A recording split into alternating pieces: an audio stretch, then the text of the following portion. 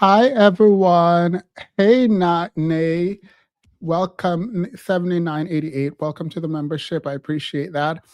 DJ is behind the scene. I'm going to add her in 2 seconds before we hit the intro because there's a video I want to show her that we needed to respond to. Um, y'all remember that lady that came on and talked about how God saved her marriage? I if you don't remember, whatever. We go. She did an interview like a couple months ago, and I am sick that I ain't seen this interview. So before we get into the movie that we're going to review, I wanted to add DJ, and I wanted us to talk a little bit about this. There is many if there's many of them themes. No. There's one particular one that was fasting and praying for her marriage. There's one specific one. Oh, yes. Yeah. As soon as I show her face, you'll know who I'm talking about. Um, so DJ, let's do this before Kilo comes. And when Kilo comes, we'll get into the show because there's a lot about obsession that I want to talk about. But ignore obsession fully for now until Kilo comes. Ready? Yep. All right. Let's play this because the Christian girl is all going through it. The Christian girl is all going through it. Do you prefer it like this where you're on the screen or like this? Because you can be heard still. Oh, yeah, I don't You need don't to be on care. the screen at all. Yeah, doesn't matter to me. Yeah, I was looking at myself. Let me stop. All right, let's play it.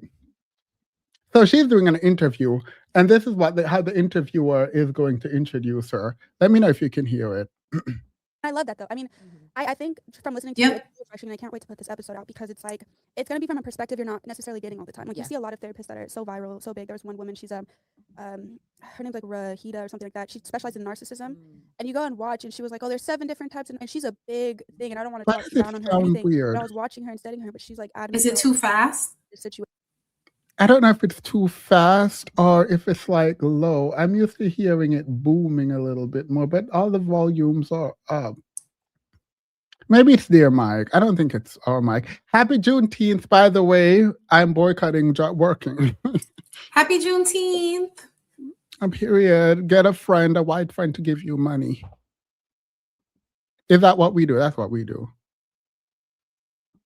It sounds low to me. All right, so I'm not crazy. And so many people are going to these people for counseling, and then they leave their situations when God is good, and he he's the ultimate decision maker. And it's interesting because I know I'm gonna get to my questions and stuff and talk about your testimony, but I went through marital separation, and obviously I don't share so much on my platform, but I'm going through a storm, and I'm not really talking about it because I'm still in it. But I've gone through marital separation, and I don't talk about how to navigate through it at all. I just took it to the chest, sat there and suffered, and I got through it with God, and God was so good, and He showed up. But then you have you're actually teaching people and navigating them through it. And I was like, dang, I don't do that. I just kind of talk about like how I talk about the mental health part of it because that's what I was learning. It's like the way the enemy really deceives. So anyways, I'm so excited to bring us together because I think a mix of talking about how to navigate through separation and then with someone who's coming in and telling the person that did leave, because I was the one to want a divorce at first, and I was like, I don't want the marriage anymore, and I can tell people like what was going on with me mentally and help the people that are trying to walk away to understand within yourself you're being attacked. You're seeing your husband as enemy, or you're seeing your wife as enemy, and that's not what's going on. But yeah, I want to get into the marital separation. So with all that being said, all right. So y'all get the preface. Y'all get why she's there. Now that she has overcame the other woman, you're about to see the other woman, overcame cheating and cheatation by her man.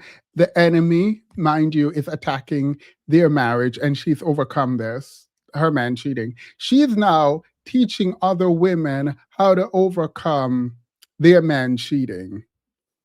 That's what her job online is currently. Not her, but the other one. So you're about to see I think her name is Jae. I don't know. I don't care. Here we go. I want to dive into your testimony. Your testimony is so big. I want to give you plenty of time to share it. You went through a marital separation. From what I've learned about you, you've gone through it twice. Please share. Like whatever you feel comfortable with. How did it start? What was your marriage like in the beginning? How did it get to a separation? And then kind of proceed from there. Yeah, so I want to kind of take a step back, right? Talking about how my husband and I met, because I think that plays a big part. We were very young My husband and I met in the 9th grade. We were best friends. Mm. And so that was kind of where our love story started. And so he joined the military at 19 years old. I got pregnant when I was engaged. So I want to set the scene that not only were we young, moving out of our parents' house, we became spouses and parents all at one time. Mm. So it's like, and I want to talk about identity because boom, that's where identity kind of started. Where now we're carrying these labels of They were both young, right? They weren't ready. They weren't prepared.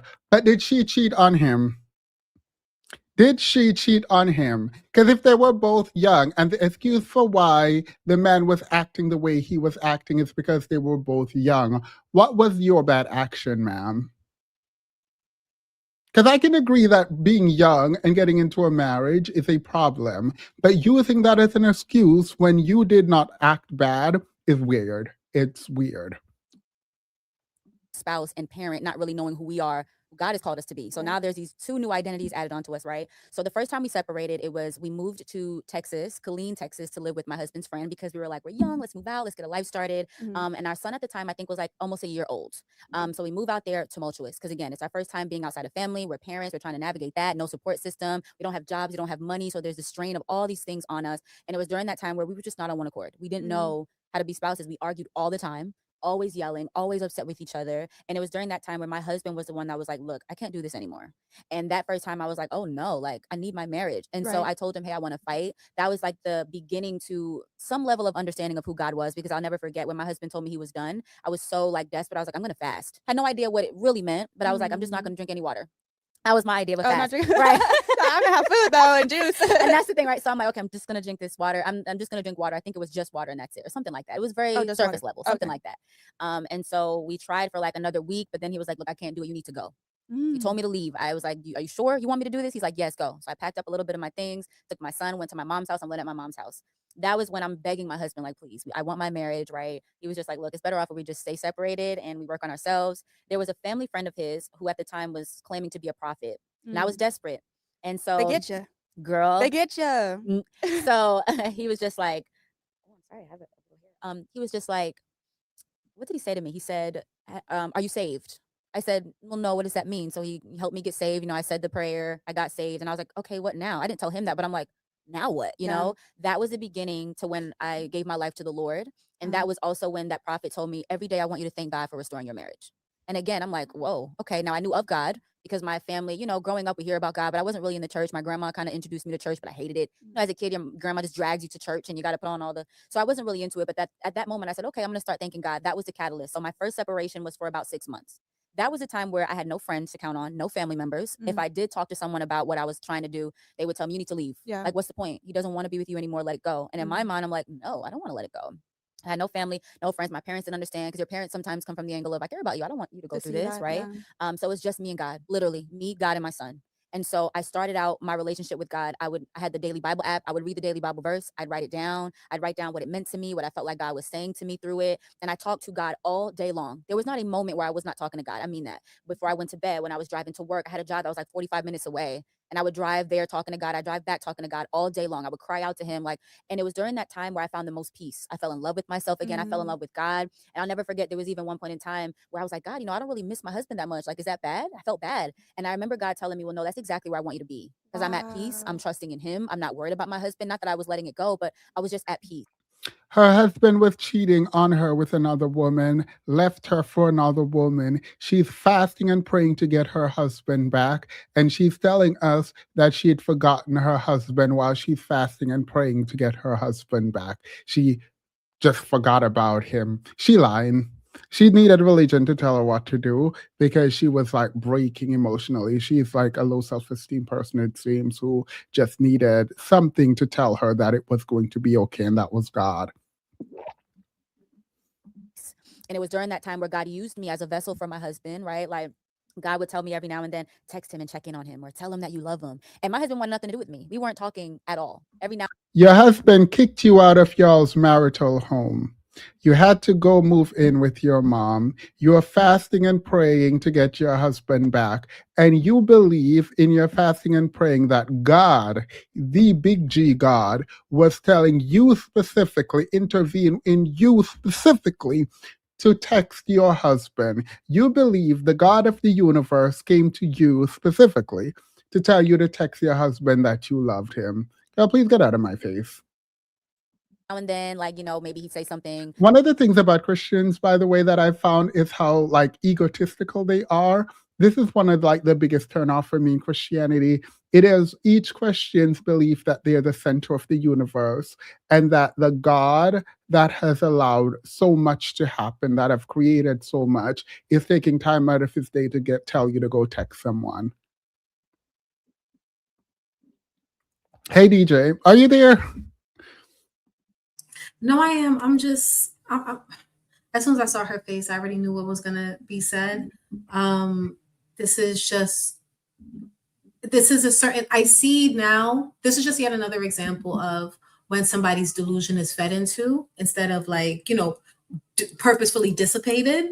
Like it's insane that she is so stuck in her delusion that she's convinced herself that she's on the right side of history and thus must teach women to essentially, in a nutshell, just look past all of the negative things a man does to you so that you could spend the rest of your life with him. Like that is what this is at its core. We are repulsed by this because the things that she chose to look past, we would not look past if we were in her position. But what we just have to accept is that it did not hit her threshold. She probably does not have a threshold because as far as she's concerned, the person that she said her vows to is going to be the person that she dies with. She's made that her decision already. And so she's just following that path. Right. And then she's using God as an excuse for why she's acting in the way low self-esteem people who are desperate for a relationship with a specific person operate.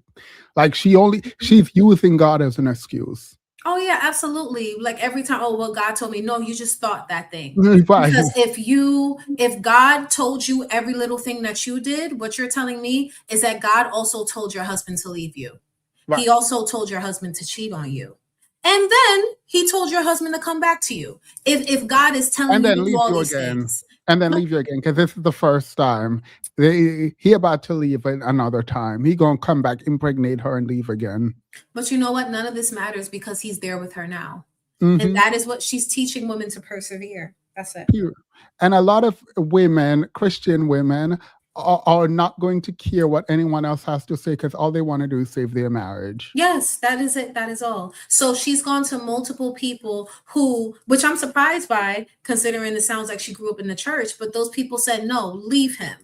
I mean, maybe she was just talking to everybody, both her secular friends as well as her loved ones who were in the church. But if everybody you were talking to were telling you to leave this man and you just decided that that's just not what you're going to do, you can't say nobody warned you. You can't say nobody tried to help you make a better decision. You can't say any of that. But I don't think she ever would because her main focus was just getting her husband back, and that she did. So what can you tell her? Right. In the A column, the first row in the A column, it says, God told me to. Mm-hmm. Period.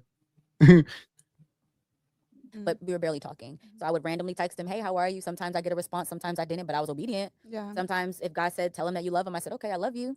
I never forget the day God told me to do that. I texted him and I put the phone down face front on the ground because I didn't want to see if he would text back or not. A rejection. Uh-huh. I don't want to be rejected. Right? My pride. So I grabbed the phone. I turned over. He said, I love you too. And I was shocked. So, that was the beginning to what God showed me what was really going on and what it looked like to stand for marriage and restore your marriage, right? And the biggest thing I tell people all the time is it was during that time where God told me about myself. Because a lot of times when people get separated in marriage and they're going through things in marriage, it's easy to point fingers. You're the reason why. It's always, you're looking at the other person, especially women, talking from the standpoint of women, being a woman. We're so quick to be like, what is he doing? Or look at what he's not doing, right? He cheated on you. What did you do? Okay, fine. Let's do it. What did you do? Be cheat-onable? Right.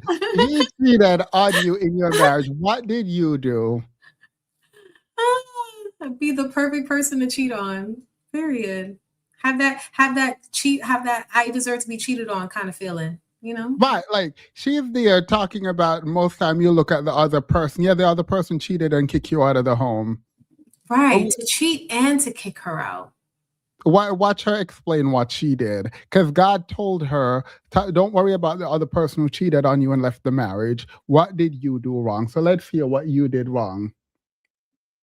But God was like, you got some work to do on you. Exactly. And I was like, what are you talking about? God, like, I'm a good wife. Yeah. And God was like, you need to tell him that you're sorry. You need to apologize to him. And I was like, for what? But he cheated on you, but God told you to apologize to him. Period. Eight down. Eight that all the way down. For what? What did God tell you to apologize to him for? For existing as a woman. No, this does sound like a male God. The more I think about it, you know what? God probably was talking to you, girl. Yeah, mind you. I've watched this part of the video. She does not explain any of what God told her to apologize for. Look at this. And it wasn't like a rude, like for what, but it was a genuine, okay, what did I do? Because I didn't know. So I start typing out the message. It's 9:00 at night. I'm sitting on my bed. And as I'm typing, the Holy Spirit is just telling me everything to say. And I knew it was the Holy Spirit because there were times where I would like, you realize she didn't say anything. You realize she hasn't said, hey, Kilo. Hi, honey. Oh, you sound like you're driving, or at least far from the mic. Yeah, I'm driving. So I'm just going to listen in on that until I get home. All right, cool. Okay. delete certain things and like rewrite it. And I knew the Holy Spirit was guiding me. I sent my husband the message, not knowing if there was going to be a response or not, but that wasn't my focus. And he ended up saying, you know what, thank you so much. I really needed that. Wow. That was our first separation. And you apologize to your husband who is cheating on you, left you for another woman, kicked you out of the marital home with you and your child and his child. You then message him because God told you to message him that you are sorry for some random things that you do, some ambiguous thing you did, you apologize for. And he told you, thank you, I needed to hear that. Goodness, the ego trip men like that must go on when they receive that confirmation that the woman they're mistreating is perfectly fine with the mistreatment and is still vying for them and trying to like bring them back to them and stuff like that. Like that, like only you would have to be in the middle of that ego trip in order for you to have been the one to have left her, cheated with somebody else, and convince yourself that it's her fault for not measuring up and keeping you interested. And then for her to apologize, perhaps not for that, but just apologize, period. And you're like, oh, well, thank you. So you're acknowledging that it's you who fell short. Oh, love that. Yes, I really needed to read that today. Like right. That's so crazy. This is given sincere talking to soul. Like, I'm not the only one wrong. You were wrong too, but can't tell you how the other person was wrong. Like, girl, what did you do? See how vague she is. What did you do? Let me guess. You did not submit to your cheating husband. Mm-hmm. She should have been more agreeable. She did say they were arguing a lot. Right. So that's what it was. I should have been your peace. Damn. And that's why I got a side piece. So at the end of 6 months, we were restored again. I mean, not again, but we were restored. And I knew that God was working because when my husband came back, he said, I feel like I'm falling in love with you all over again. Wow. That was the first time. Wow. That was the first one. Yeah, that was. So God intervened, brought your husband back. Your husband told you that he's falling in love with you again. What do you mean that was the first time? So there's another time? Yeah. Imagine meeting someone who is the biggest dummy you ever met, and you over there like, and I've fallen in love with you all over again. Wait, Keela, your mic, I can't hear you well. Oh, okay. I'll just stay muted. Okay, this is so dumb. And the fact that there are women going to her to figure out how to save their marriage is actually kind of insane to me. No, but it makes perfect sense because she's saying like, look, no matter what that man do for you, starve yourself, don't drink any water, be your best self, keep praying and keep checking in with him and telling him how much you love him, because that is going to work for a lot of men. Mm-hmm. It is. It's not going to keep them with you, but it's going to bring them back to you. And that's all you care about. You're just biding your time. You're beckoning him back, and then be that perfect wife that you can be. And then if and when he goes off again, you repeat the cycle. Mm-hmm. That's it. This was Melanie during the letter reading when she apologized to Cynthia. Couldn't figure out why she apologized. There's a bird behavior. Yeah, no, that's exactly what it is. White waddles. I'm so Like, what are sorry you for. apologizing? Be specific. Oh, go ahead. No, I was just gonna say I'm sorry for pushing you into that other woman's arms. That's literally what they're apologizing for. I did something that caused this. Mind you, this will always work because the man is a degenerate. So it will never work with the other person. So if they have you as a backup, they will always come back to you. It will Yes. always work. Just wait 10 years and he'll be back. When they need the backup, because once Right. once the honeymoon stage is over with that next woman and she starts acting up, maybe she doesn't cook as well as you do, maybe she's not, as agreeable, or maybe whatever he found, whatever hype he got from her, it's gone now. So yes, if you're still there messaging him every day, checking in, telling him how much you love him, apologizing for things that weren't even your fault, yes, he's going to come back to you and you're going to feel grateful. Yeah, the woman with the lowest self-esteem will always keep the man in the end. Yes. Yeah. Wow. Can you guys hear me better? Oh, no, it's like no. board game. Ooh, you didn't have to wait till I get home. There's so much traffic. Ooh. Yeah, it's really bad, girl. It's like where God really showed me Damn. what it means to stand. Like this is That's and I just have to like add, there's so many fascinating things you said to that. It was I resonated with your husband in the very beginning when he said, I want you to get out, because right. I did that. Because we don't talk enough about like this is where I bring in kind of a different angle, but your Yes. nervous system, especially when you're so overwhelmed, Mhm. it either like fights or it flees. Yes. So I was just like, it's too much pressure. I can't do it. I didn't have the skills. I actually had this conversation with my sister's friend last night because she's a psychologist, and she was saying how a lot of things is just that we don't have the skills. We Yeah. didn't grow up with it. That's right. So when you're in a situation, you just feel like I have nothing. You just walk away from it. Yep. And I kind of did that, and then it's interesting because then God will teach you how to do it. He's like, hold on, come to me. Come back. Yeah, come on now. Yeah. You're gonna get through this one way or another. So Yeah. that was they're interesting to me. So going on to the second separation now. Yeah. Was that Oof. that one was a little more That was the brutal? hard one. Yeah. That one was a little more brutal because when my husband and I got back together the first time around, we ended up being intimate, obviously. And I got pregnant again. So now I'm pregnant with my second son at a time where we're already trying to rebuild and we're trying to figure things out. And now here's this added pressure. Here's this another love my baby. But at the time it was just like, wow, this is a lot. So I want to say we tried to like make it work for maybe a month or two. And then my husband was kind of like, look, I can't do it. Like I tried, but I just don't think it's going to get better. Like I just don't feel like it's going to get better. And at the time, This is how delusional this girl is. You believe God brought your husband back, and you believe God through him was saying, oh, I love you, I'm falling in love with you. You get pregnant again, and he left. You get pregnant for this man again, and he left. And you still think God is testing you. So God wasn't done testing you the first time your man cheated and left you and kicked you out of the home. That wasn't done. God brought him back to impregnate you again and then leave you. Right. Like, I just don't understand this God that you serve. No, like the God that you serve would want you to remain in dynamics that's harming you.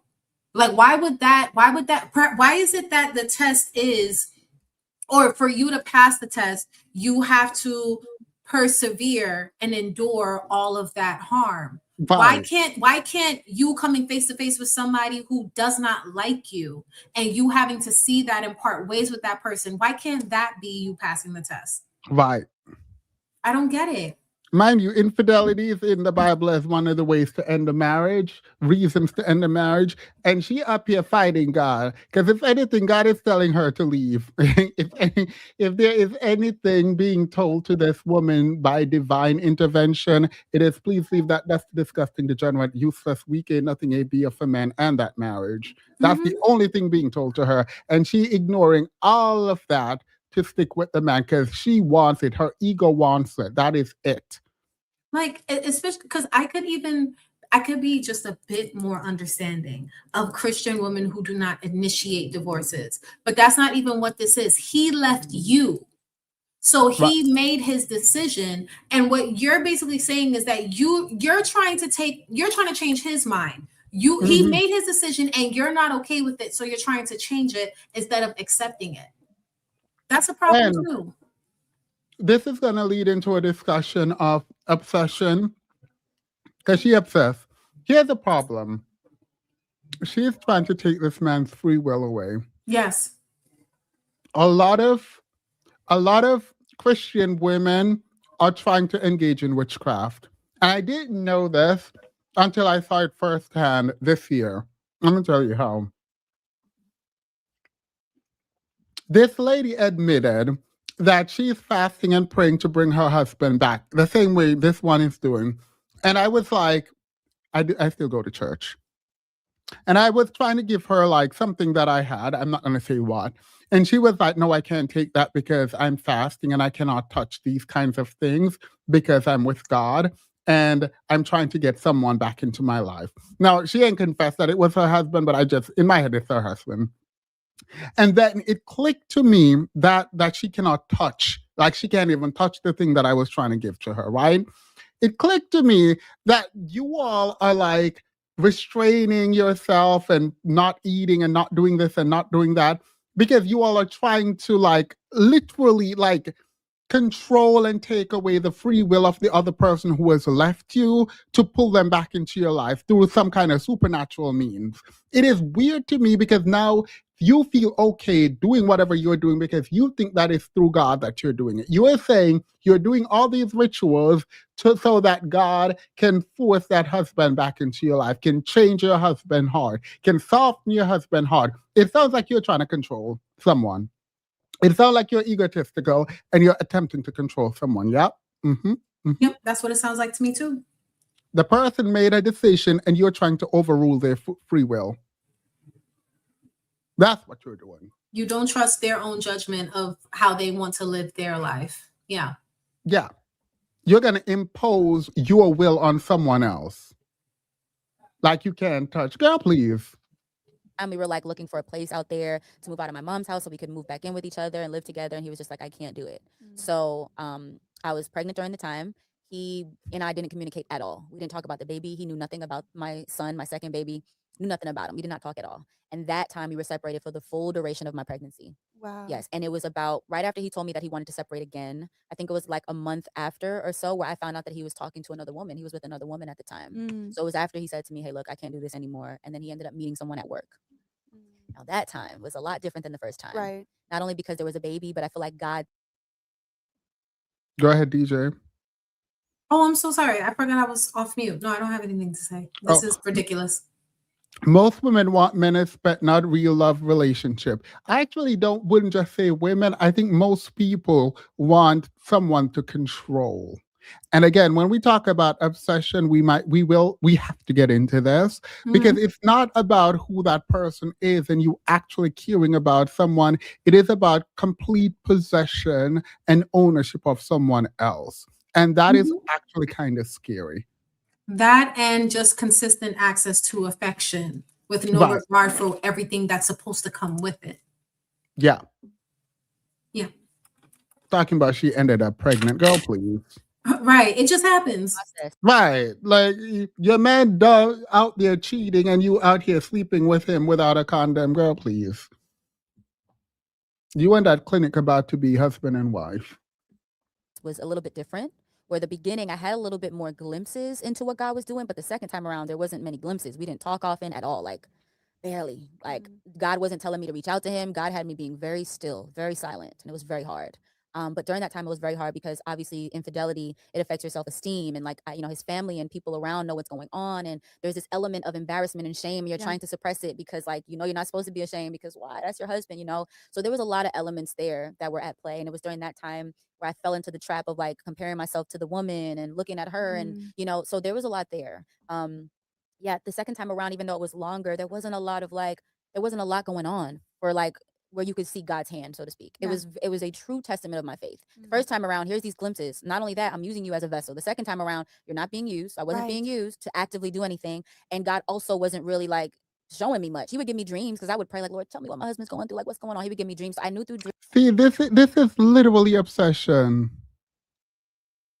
This is literally obsession. Like you're praying to God to give you dreams about what your husband is going through while he's cheating on you with someone he's working with. This is such a problem. Like, this is such a problem for me, not only because she exists and she's doing this, but she's teaching other women how to be delusional, low self esteem, weak, and wait for a man. And that's my problem with this. And the fact that so many women are willing to like engage in this kind of low self esteem behavior, begging someone to be with them. I knew through certain things God would tell me that my husband wasn't really having the time of his life, but it was a bit difficult. But God still did it. Like, and I was shocked the way it happened. Like when I tell you suddenly, and I tell you literally just like out of the blue, just like that. Wow. Yeah, it was crazy. I want you to know that listening to you talk, Yeah. and you know my life. Yes. People on the internet don't know my life. Yes. And so I'm actually sitting here in my head thinking, how much do I want to share? I'm like, Lord, this leader. is a more triggering conversation, Yes. y'all, right now. This is hitting home for me. But you went through all of that to help me one day or other women one day. Yeah, Because isn't I'm that sitting crazy? here thinking like so many things that you are saying is hitting me. And I'm like, wow, God. It is wild that the interviewer is one of her clients that she helped coached to be back with her man. Wow. Yikes. On bikes. So there are women that she's helping to stay in dusty, disgusting marriages. Mm-mm-mm. That's wild. That is wild. Talking about she don't know how much. Disclose all of it. We already here, girl. Disclose all of it. We here. Is that what you're, doing? And it's interesting because there's so many elements that are so similar to what you've said. Because like the first time around, I got glimpses. Yes. I got glimpses into everything. The first time around. So there's a first time around and a second time around for her too. These men just playing in these women's face. The church men are literally playing in the church women. These church girlies are going through it. What do you mean there's a first and second time for you also, ma'am? Is there a third and fourth time? Did your man cheat, come back, cheat again, come back? Like, because if true, let me be very clear. Both of these women's men are currently cheating. And if they're not, the only reason why is because they just couldn't be bothered right now. It's Right. not because it's not because they want to be faithful. They're probably just not in the mood to have to do the song and dance again. Right. That would be the only way that they are faithful. But like we've talked about this in detail, where like a lot of these men that operate the way like their husbands operate, their moral code is not they don't practice empathy, right? So they don't put themselves in the other person's shoes and then decide what they should do based off of that. It's just a matter of, okay, what do I benefit from? So if that is your moral code, right? If that's even what you want to call it, if that is how you operate, in what world would you be faithful to your wife? Right. If she's going to take you back every single time, like why? Why be faithful? A man who is going to sit up there and after cheating on you, you apologize and he says, thank you, I need to hear that, and doesn't apologize to you for cheating on you, I promise you that is a demon. I promise you that's a demon. He lacks empathy. Yeah. That we know with absolute certainty. But there ain't no demon attacking your relationship besides your husband. Yeah, he paid my bills. I was like, he still loved me because he paid my bills. And I would send text messages and stuff. It's interesting because I have to. There's so many. Girl, this conversation. That's why I had to be longer because there's so many parts to talk about this that people need to hear from marital separation, and it's a conversation I haven't had. But my goalpost the first time around was to get to him. Yes. And then now, which yours was the first time, the second time around, my goal, there's no goalpost. It's just God. Yes. And I feel even more at peace, which is interesting because you did that. Yeah. But it's not like there's no giving up or anything like that. It's just well, for me, it's backwards because I already went through that the first time where it's like, you're the goalpost and I see there's still more restoration that has to be done. And God's like, I just want you to be still. Yes. And I'm like, there's nothing I can fight for because it's not like you're sitting and being like, I got to fix all these things. Even though there's still things to work out, it's like, it's his time now. Yeah. It's his turn. And just trust me, I got you. And so everything you're saying is like, whoo, that's a hitting my chest. I know. It is hitting my chest. Shares you feel led. But you know what I want to say? I think what God was also teaching me. Is this what Christian women sit up and talk? This is how Christian women sit up and talk about their dusty marriages? This is Honestly, all I feel like it really takes is for one of them to be like brave and deluded enough to speak with this air of confidence, even as they're talking about this foolishness. And every other woman in the room who was even on the fence of whether or not she should leave her husband for cheating or mistreating her, that all gave them the level of comfort that they need in order to stay in their marriages. All it takes is one. So right. her having this air of like, oh yes, like this matter of fact stance on what you should do if you were to find yourself in this position. Not get a divorce, but fight for your husband. Get him back. To speak with this air of confidence to somebody who's on the fence, they're going to eat it up. That's all that they need. And that's such a problem. This is such a problem. Like, this is so degenerate to me. It is. Because I'd rather not have to jump through all of these damn hoops to make Right. sense out of the foolishness. He left you while you were pregnant the first time. You got pregnant by him immediately once he came. Like, it seems like he just dips out on you whenever you're pregnant. That's what it sounds like. Right. Like you were you don't necessarily give me sex vixen. Let's keep it a buck. So you probably were barely even satisfying him before, and now you're pregnant. That's probably why he left you both pregnancies. I just don't understand how she's not seeing that. I think she can see it. I think she just really want the man. I think she just really want the man. God told me, like, your husband needs to know what it's like to be loved unconditionally, right? So I knew God was using me, but I think the second time around, God needed me to see that love is not in just action. Love is not just, how else can I say it? I think the problem is that people look at absence, like the absence of a certain thing, as an absence of love. So if he's not texting me, if we're not talking, he don't love me. If he's not doing X, Y, and Z, he doesn't love me. I think God needs us to understand that love is not dependent upon just someone's actions towards you. And I think that's a really hard thing to grasp in marriage. Yes. Because we are always looking for a tangible or physical form of love in order to believe that love is there. So for example, like with Love is there while your man out there cheating with another woman and not calling you back for months.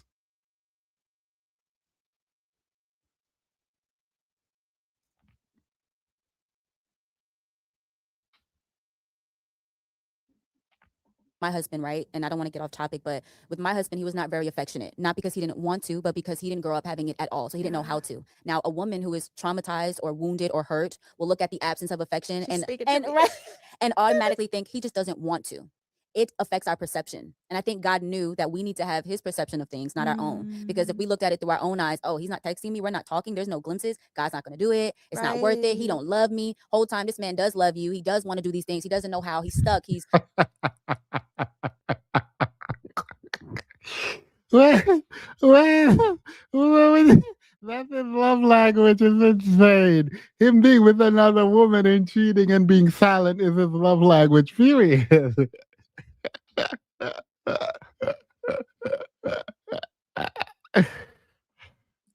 in a stronghold, right? But if our perception is not there, navigating marriage will be very difficult, even in restoration. So I think God was trying to show me, like, Zay, even if he is with that person, even if there is no communication, do you still believe that he loves you? Do you still believe that I can do this? Are you still willing to hold space for that love? It was God showing me what unconditional love looks like. So God just testing her. God ain't never tested that man, not one time.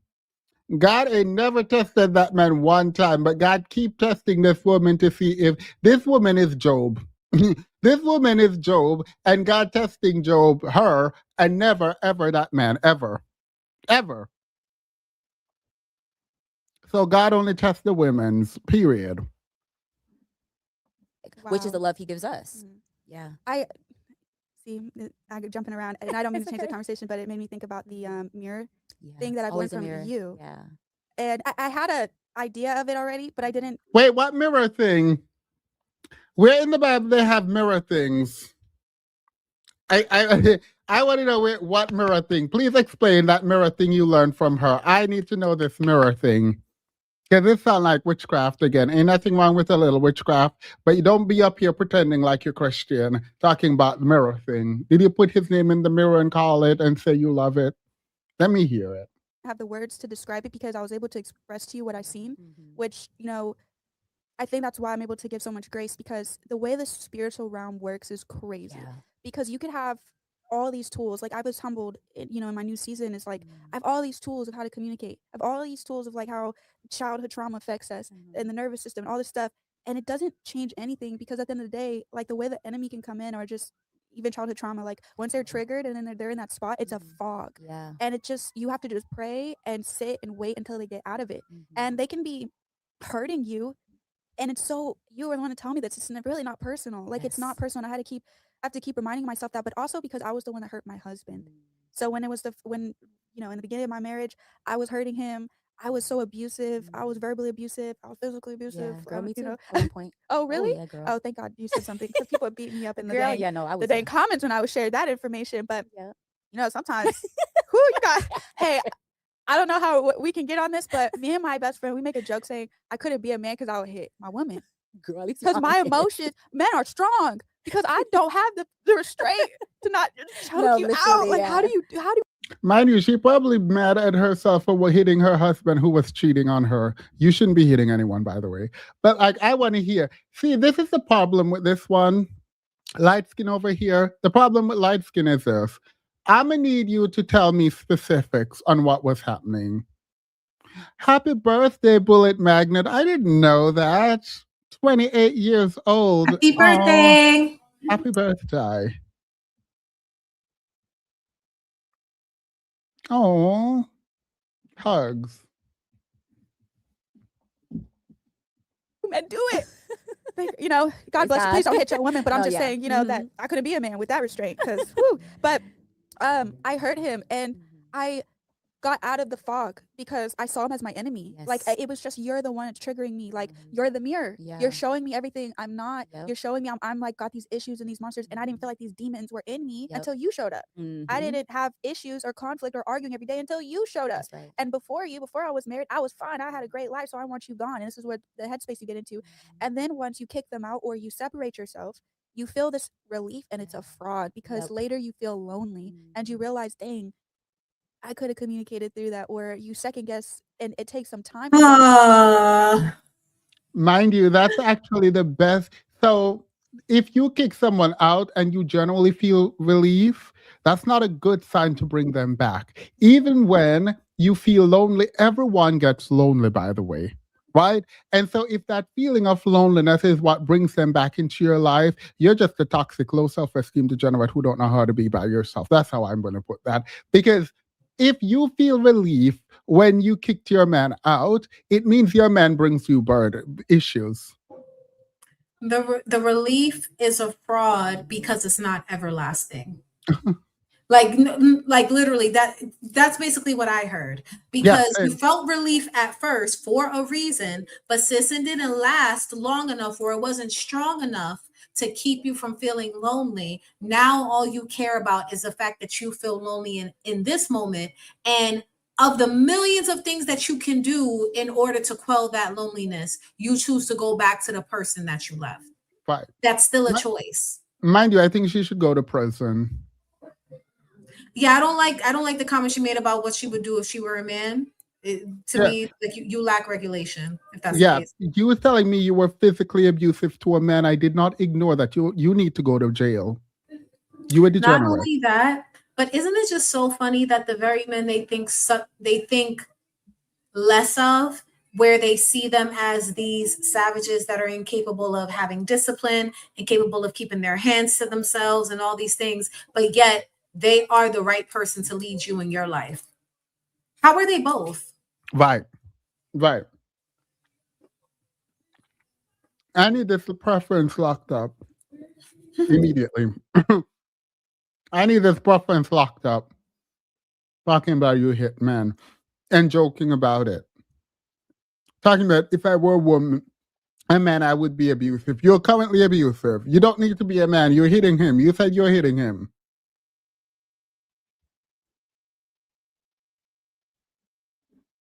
I remember telling my husband when I came back 6 months later, I came to him. He was very angry. He's like, you hurt me a lot and stuff. And I said, I wish I could take it away from you taking it so personal, because I blacked out. Yeah. Like I don't even like the thing. See, she a degenerate. She is a DJ. I wish I could take it away from you feeling so personal because, in truth, her defense is she blacked out. You're an abusive degenerate. And like the fact that we sitting up here not, this part I ain't watch. This part I did not watch. The fact that you're an abusive degenerate sitting online talking about I went back to my husband and he was mad and I wish I could take it away from him because I blacked out and I beat him. I blacked out and I beat my husband is insane.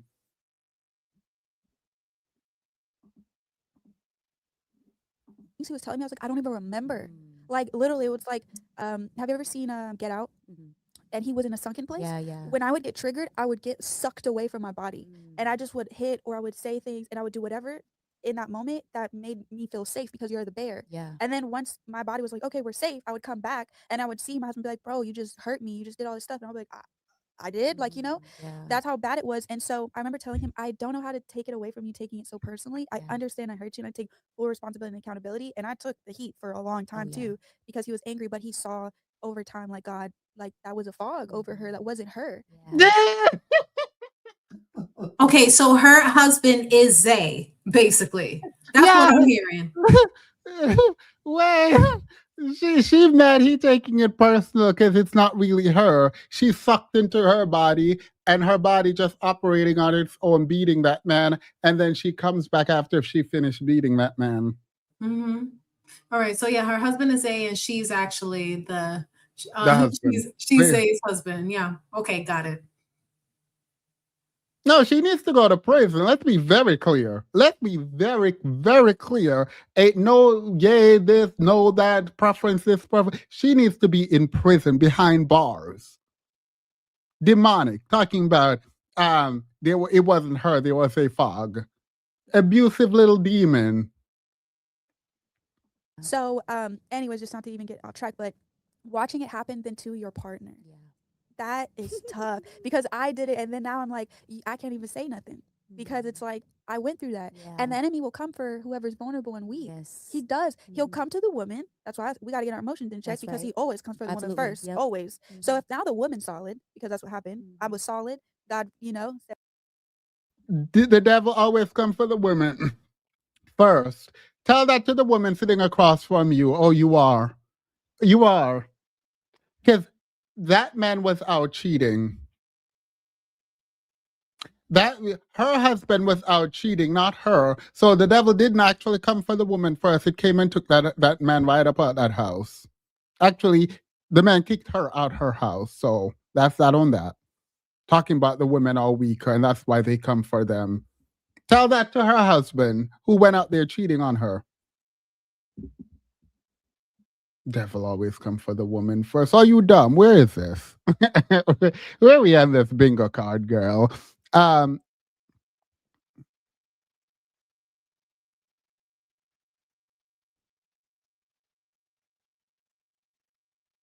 It was the devil, period. Not spiritual warfare, girl. No more in your emotional state. You got to get out of it. I became a tough soldier, became a good wife. And then my husband got vulnerable and the enemy's like, ooh, I can come get him now. And then you watch it and that's why I think what you said was like, I don't believe in divorce because it's not personal. Like this is so spiritual and people don't even understand.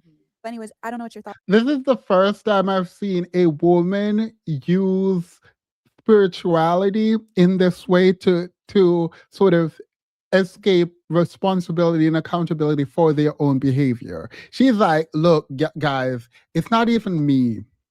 I don't even believe in divorce. I be beating my man, but I don't even believe in divorce because it's not me, it's the devil. There's a part of me that wants to be like equality in the church. There's a fight, but I know that's wrong, and herself need to be in person. It's also wrong. It's also wrong because she's co-signing. She's in the uncommon position for a woman. So she benefits from it either way because she's allowed to do her dirt, but she's also doing her part. She's also doing her part in negatively influencing other women to be accepting of this behavior. So yeah, the answer is no. Absolutely not. Correct. That's on all of that. I just came in pouring. First off, I'm glad that you were able to tell him like, hey, I wish I could help you to not see it like you're taking it personally. Because that Can you imagine your man beat you and then came to you and said, I wish I could help you not to take the fact that I hit you personally. You wish you could help him not take the fact that you were abusive physically to him personally. Yeah, I was fighting a war in myself. You know, your face just so happened to be where I punched. And I just didn't understand that. Like, huh? These people are out of pocket. A preference band that starts above the emerald farm.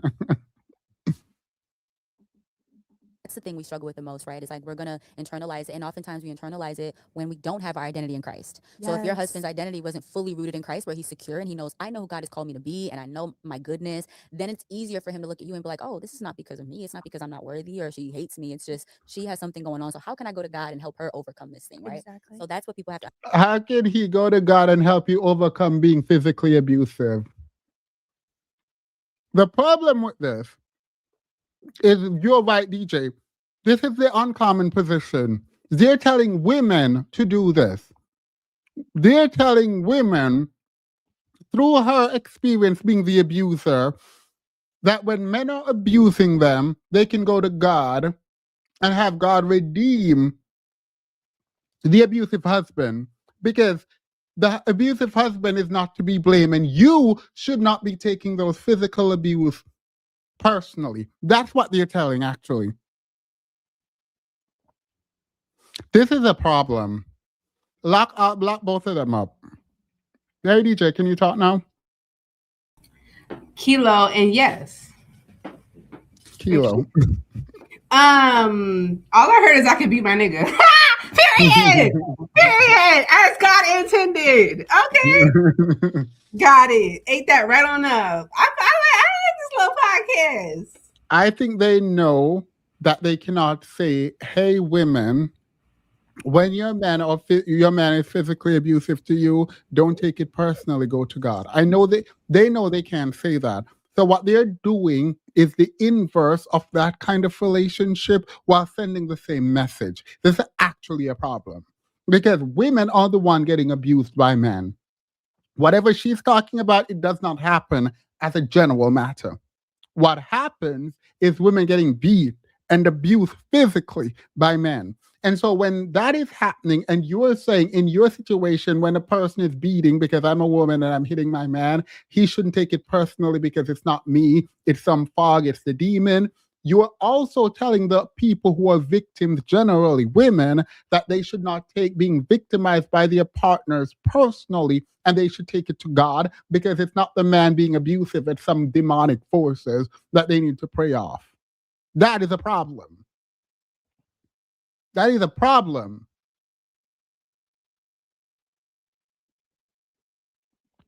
Understand, don't take it personally. That doesn't mean that it's not going to hurt, but it's not leaning into the hurt. It's when you feel the pain of it, going to God and say, okay, God, why did this bring pain in me? Because maybe there's a wound. There's a physical, someone punched you in the face. What do you mean you're going to God to ask why it brings pain?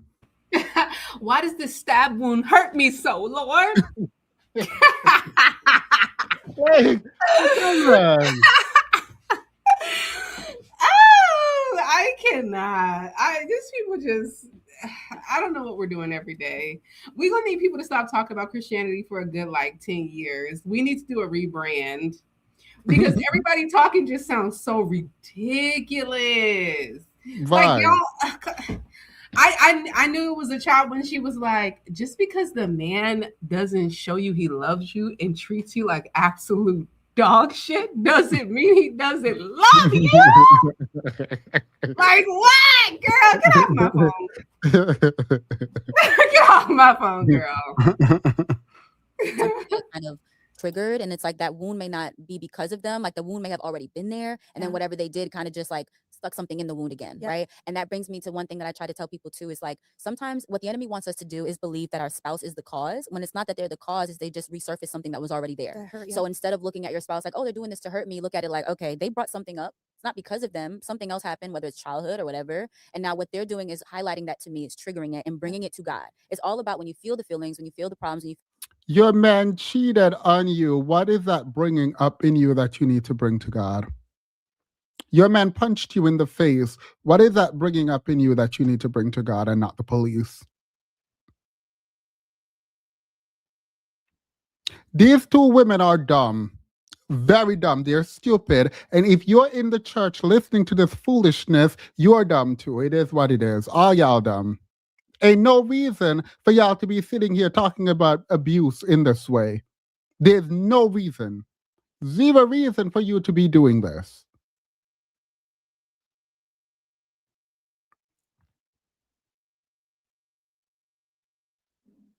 Feel the triggers, not leaning into it, not leaning into your perceptions of why you think they did it or who you think they are, but go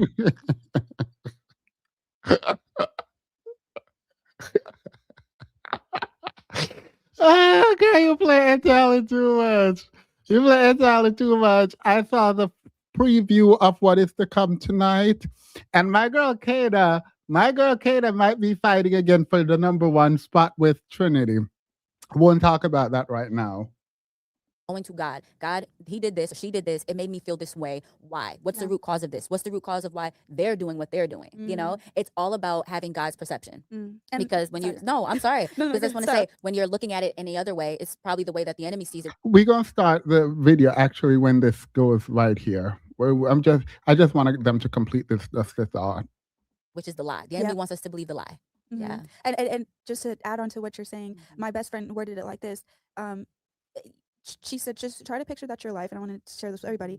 The goal post is you getting closer to the Lord and Jesus. So everything that happens is all to help bring you closer to Him. And so when you look at painful seasons, or you look at rejection, you look at separation, you look at these marital issues, betrayal, whatever, how can I use this to bring me closer to the Lord or sanctify? An abusive bandit woman is out here telling y'all that when she abusing you, you should look at that as a season in your life to get you closer to God. Only look at what she's saying through the lens of an abuser. She's saying, while I'm beating you, I'm being abusive to you, this is a bad season in your life, and you should think about it as how you can get closer to God. Demons, you know what I hear? Let me tell you what I hear. That is what is going on. Because I can't. I just, girl, wrap it up. I can do you one better, but this is so toxic. I don't know if I should play it. Play it. This is so toxic. Should I play it? Yep. Wait. Let me get this into my.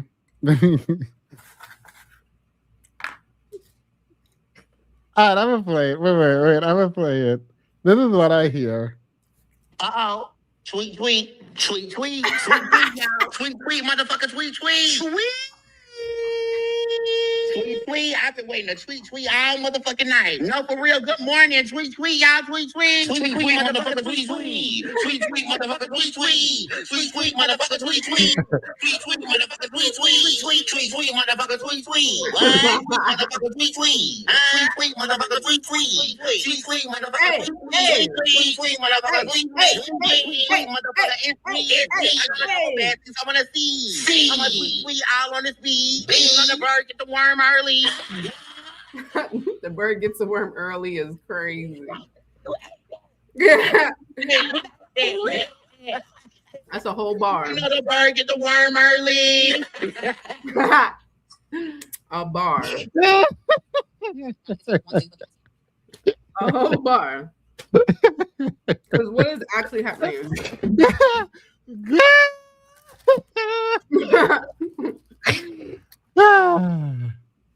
Teach me patience. And you know what was so humbling about marital separation? I've highlighted a few times, but not that often, is that I cannot say out my mouth anymore after marital separation that I deserve. That word is gone. Like when I went through the marital separation, my husband would come back or whatever, and he was trying to, leaving, and he was like, I want a divorce or whatever. The enemy will be like, oh, I deserve better. And you hear that from all the people, I deserve better. But then when you look at Jesus, like, he deserved better. Wait. Why would you deserve better when you're the abuser? Well, why are you comparing yourself to Jesus? Right. Also, why are you still free? Officer, right there. Like, I need her locked up. Like, you Yeah. don't know how much I want her to be away right now. Officer, lock her up right there. Also, I feel like it's very intentional because you would have to be really, really, really, like I said, just delusional for you to be like, yeah, and when they were gone, I felt an absolute peace. That's how I knew I needed that turmoil back in my life. What? But for her to say it when she the abuser is a problem for me. Right. She said she was in there abusing him, begging her victim to come back. Mind you, the victim just said, "I ain't coming back. Leave me alone. You crazy." But she been begging her victim to come back. That's crazy. That is insane. He deserved better, and he got the He worst. deserved better than all of us All put of together. us. So there's not that word, that Yeah. phrase doesn't exist anymore in my lingo. When something happens, She said, if Jesus deserves better, which he did, no matter what people do to you in this life, you should not be saying you deserve better. That is insane work. These two are very dangerous. FYI. These two are diabolical. And they're going to spin the world to make it so that what they did is justified. although I'm not going to say that it don't get thoughts, Right. but I can't move and operate out of I deserve something. It's Right. prideful. It's Yes. narcissistic. Mhm. At the end of the day, too, just even if you're going through the season first, that doesn't mean that you might not put them through a season later. Mhm. So God's timeline is also different. Yes. Right now, the first 5 years, you're hurting me, you're putting me through all this Mhm. emotions. But 15 years down the line, if we're looking at the broad, The first 5 years, you think you're going to put me through nothing? You think you're going to put me through nothing for 5 years? That's wild. For 5 years, ain't no 15 years later. Ain't no 15 years later, please. the broader things of something, Yeah. I might really put you through it 15 years Mhm. later. So instead of looking at things like I deserve better because last 5 years I had to put up with this, Right. I don't know what he's going to go through That's in 15 right. years. That's right. Marriage is That's way, beautiful. yes. Yeah. It's funny because I tell people all the time, we don't deserve anything. Mm. We don't deserve anything from God either. Everything we get from God is a gift. It's a No. privilege. We don't deserve a thing. We don't even deserve God. I Right. tell God that all the time. God, I do not deserve you, but I'm so Right. glad that I have you. So it's really good that we get that out of your vocabulary, right? Because one thing I tell people too is our relationship with our spouse will reflect our relationship with God. So if you're prideful Yes. with your spouse, if you can't submit to your spouse, if you're not going to let him lead, if you have this like, I deserve better, I deserve this, you're going to bring that over to God. You may not realize it, but in subtle ways, you'll find yourself like not really trusting. Where's let him lead? I know I saw let him lead. Submit to your husband. No. I'm pretty sure there was let him lead.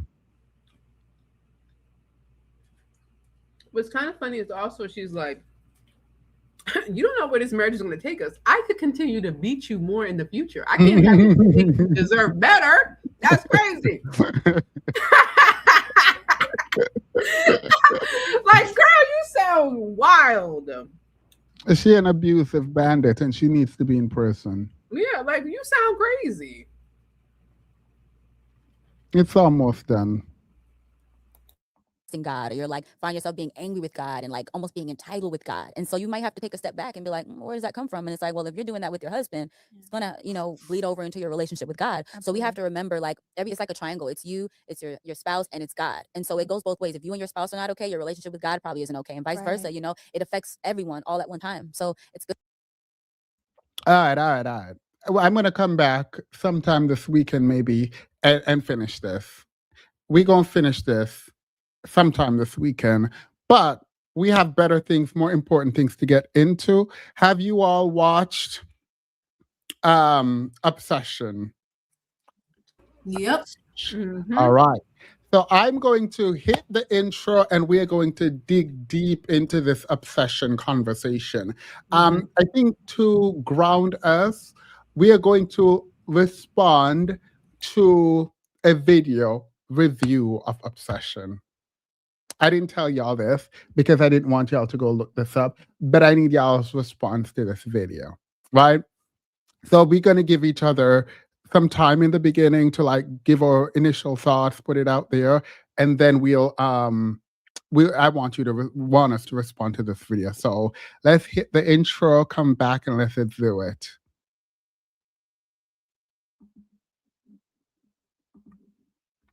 Tweet, tweet, tweet, tweet. You know that bird in the worm early.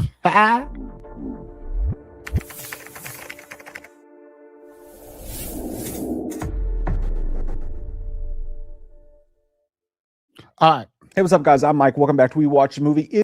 First thoughts. What are your thoughts? I think DJ, you are the last one to watch Obsession. You are fresh off the boat. I'm about to say, let DJ go first. She probably has some thoughts. Wow, it was a very hard watch. Baron was completely in the wrong, and I kind of already know what's about to be said, but I'm still curious. I'm still kind of curious as to how they're gonna spin this. I'll keep it there for now. Kilo. It was definitely a movie about consent. I feel like, for the most part, and I think that if people walked away and they did not understand that, yeah, get them out of your life. It's a chop. All right. I will say that nice and weak aren't synonymous. And because someone is a weak, disgusting, degenerate, useless man does not mean he's good. Does not mean he deserves anything. And one of the things that I find really disturbing is that we have a tendency as a society that because someone has low self-esteem and they seem sad and useless, broke, and not doing anything with their life and speak with no bass at all in their voice, that we take that to mean that they cannot be harmful, right? And if you speak with the language of insecurity, it feels like you get away with a lot of stuff. This is what Stefko does, by the way. Mm-hmm. And this is why people love Stefko. Meanwhile, Stefko is the eternal side chick. And people are okay with her talking about and being depressed that men mistreat her and men aren't willing to leave their family to come and be with her. It is actually a really toxic thing. But if she was like, I'm a bad bee, and she says what she says currently in a different tone, I think a lot of people would not have the kind of empathy for her that they currently have. And it's hard to see the villain in someone you also deem as pathetic. But because you see someone as pathetic does not mean they cannot be harmful and that they cannot cause pain. People who are pathetic can also be harmful, right? And what I get is that regardless of what you believe, hopefully the word consent comes to mind and you realize Beer ain't got it. Beer never got consent from that woman to sleep with her. Never had it, never got it, never gonna have it, didn't think about it, never crossed his mind. Right. So, this man is going to respond. I'm not going to tell you. I mean, I'm pretty sure you know where the response is, like what general area, but I won't tell you. We're going to watch it together. Please let me know when you want to pause it and when you want to talk, because I have a lot to say. Tweet.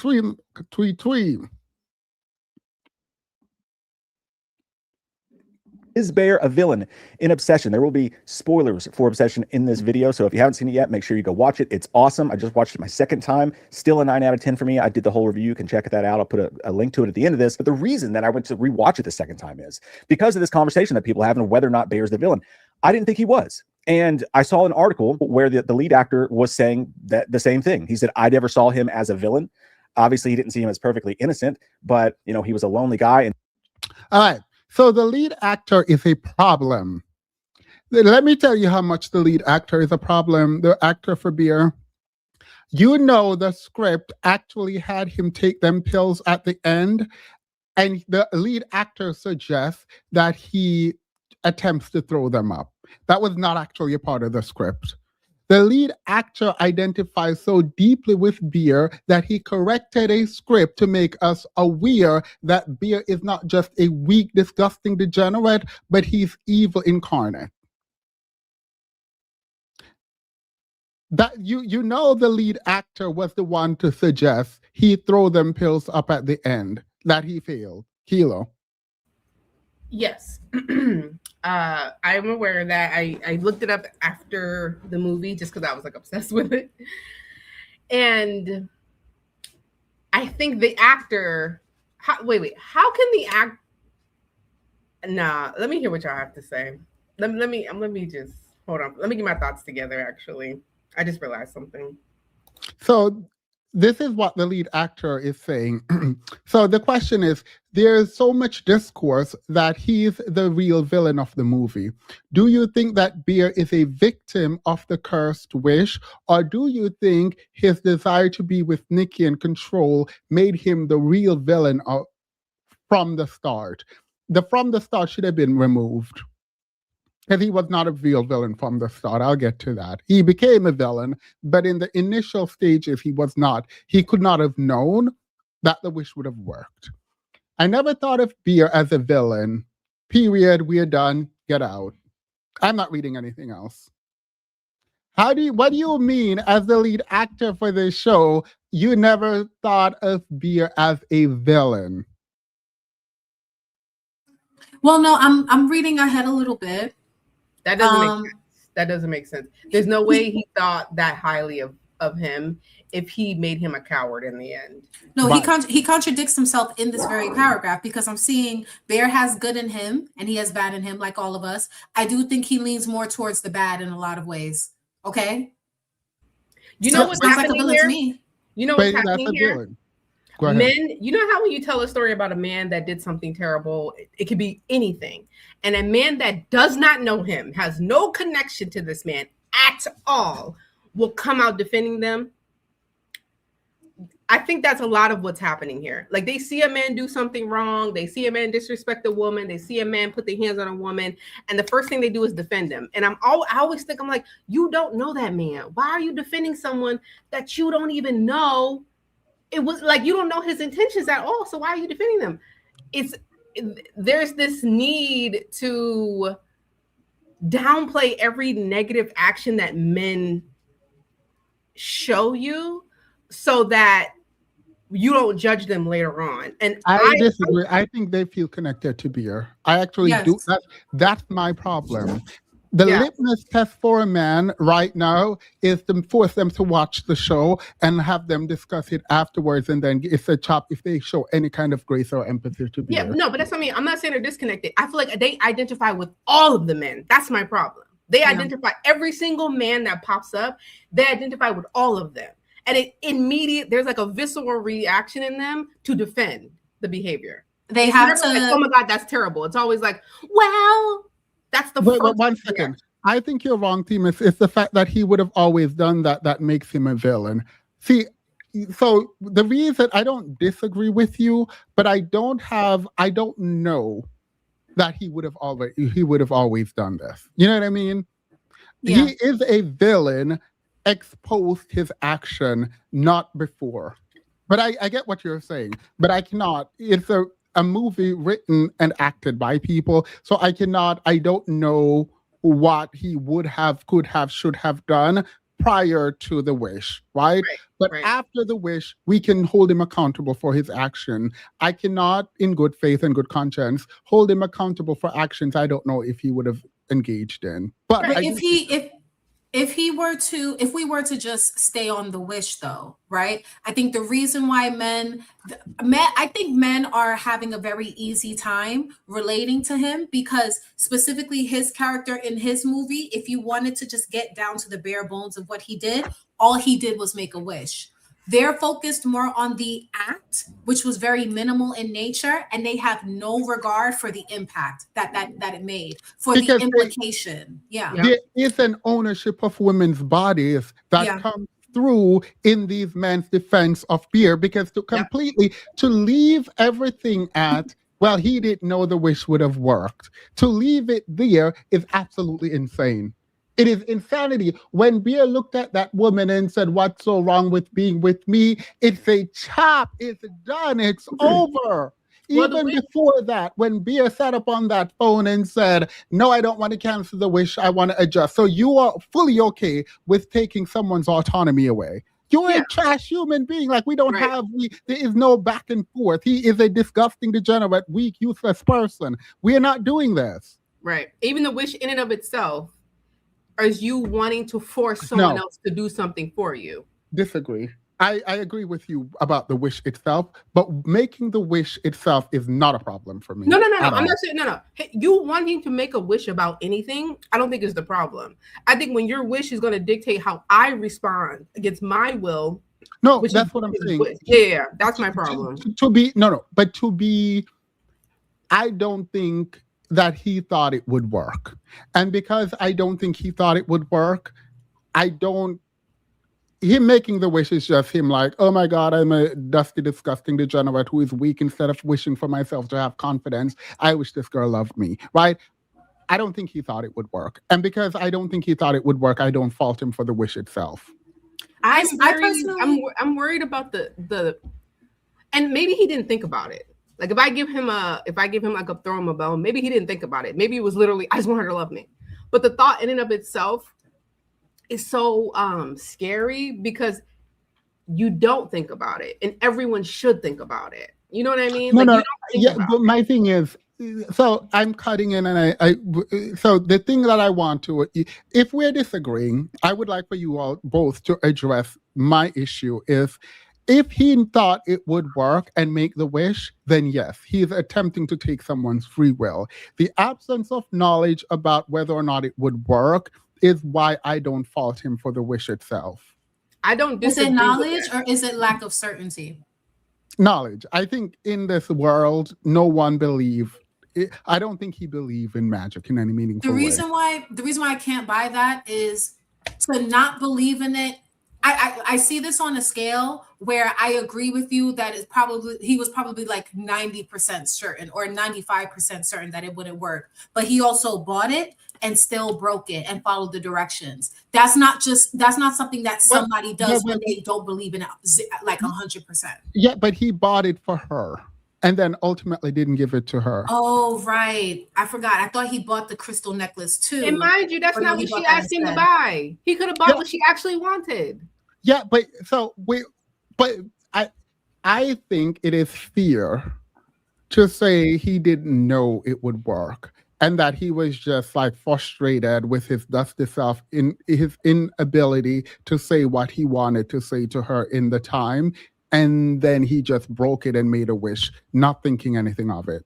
Right. I agree. I think he just made the wish. Like how I wish I had $1 million.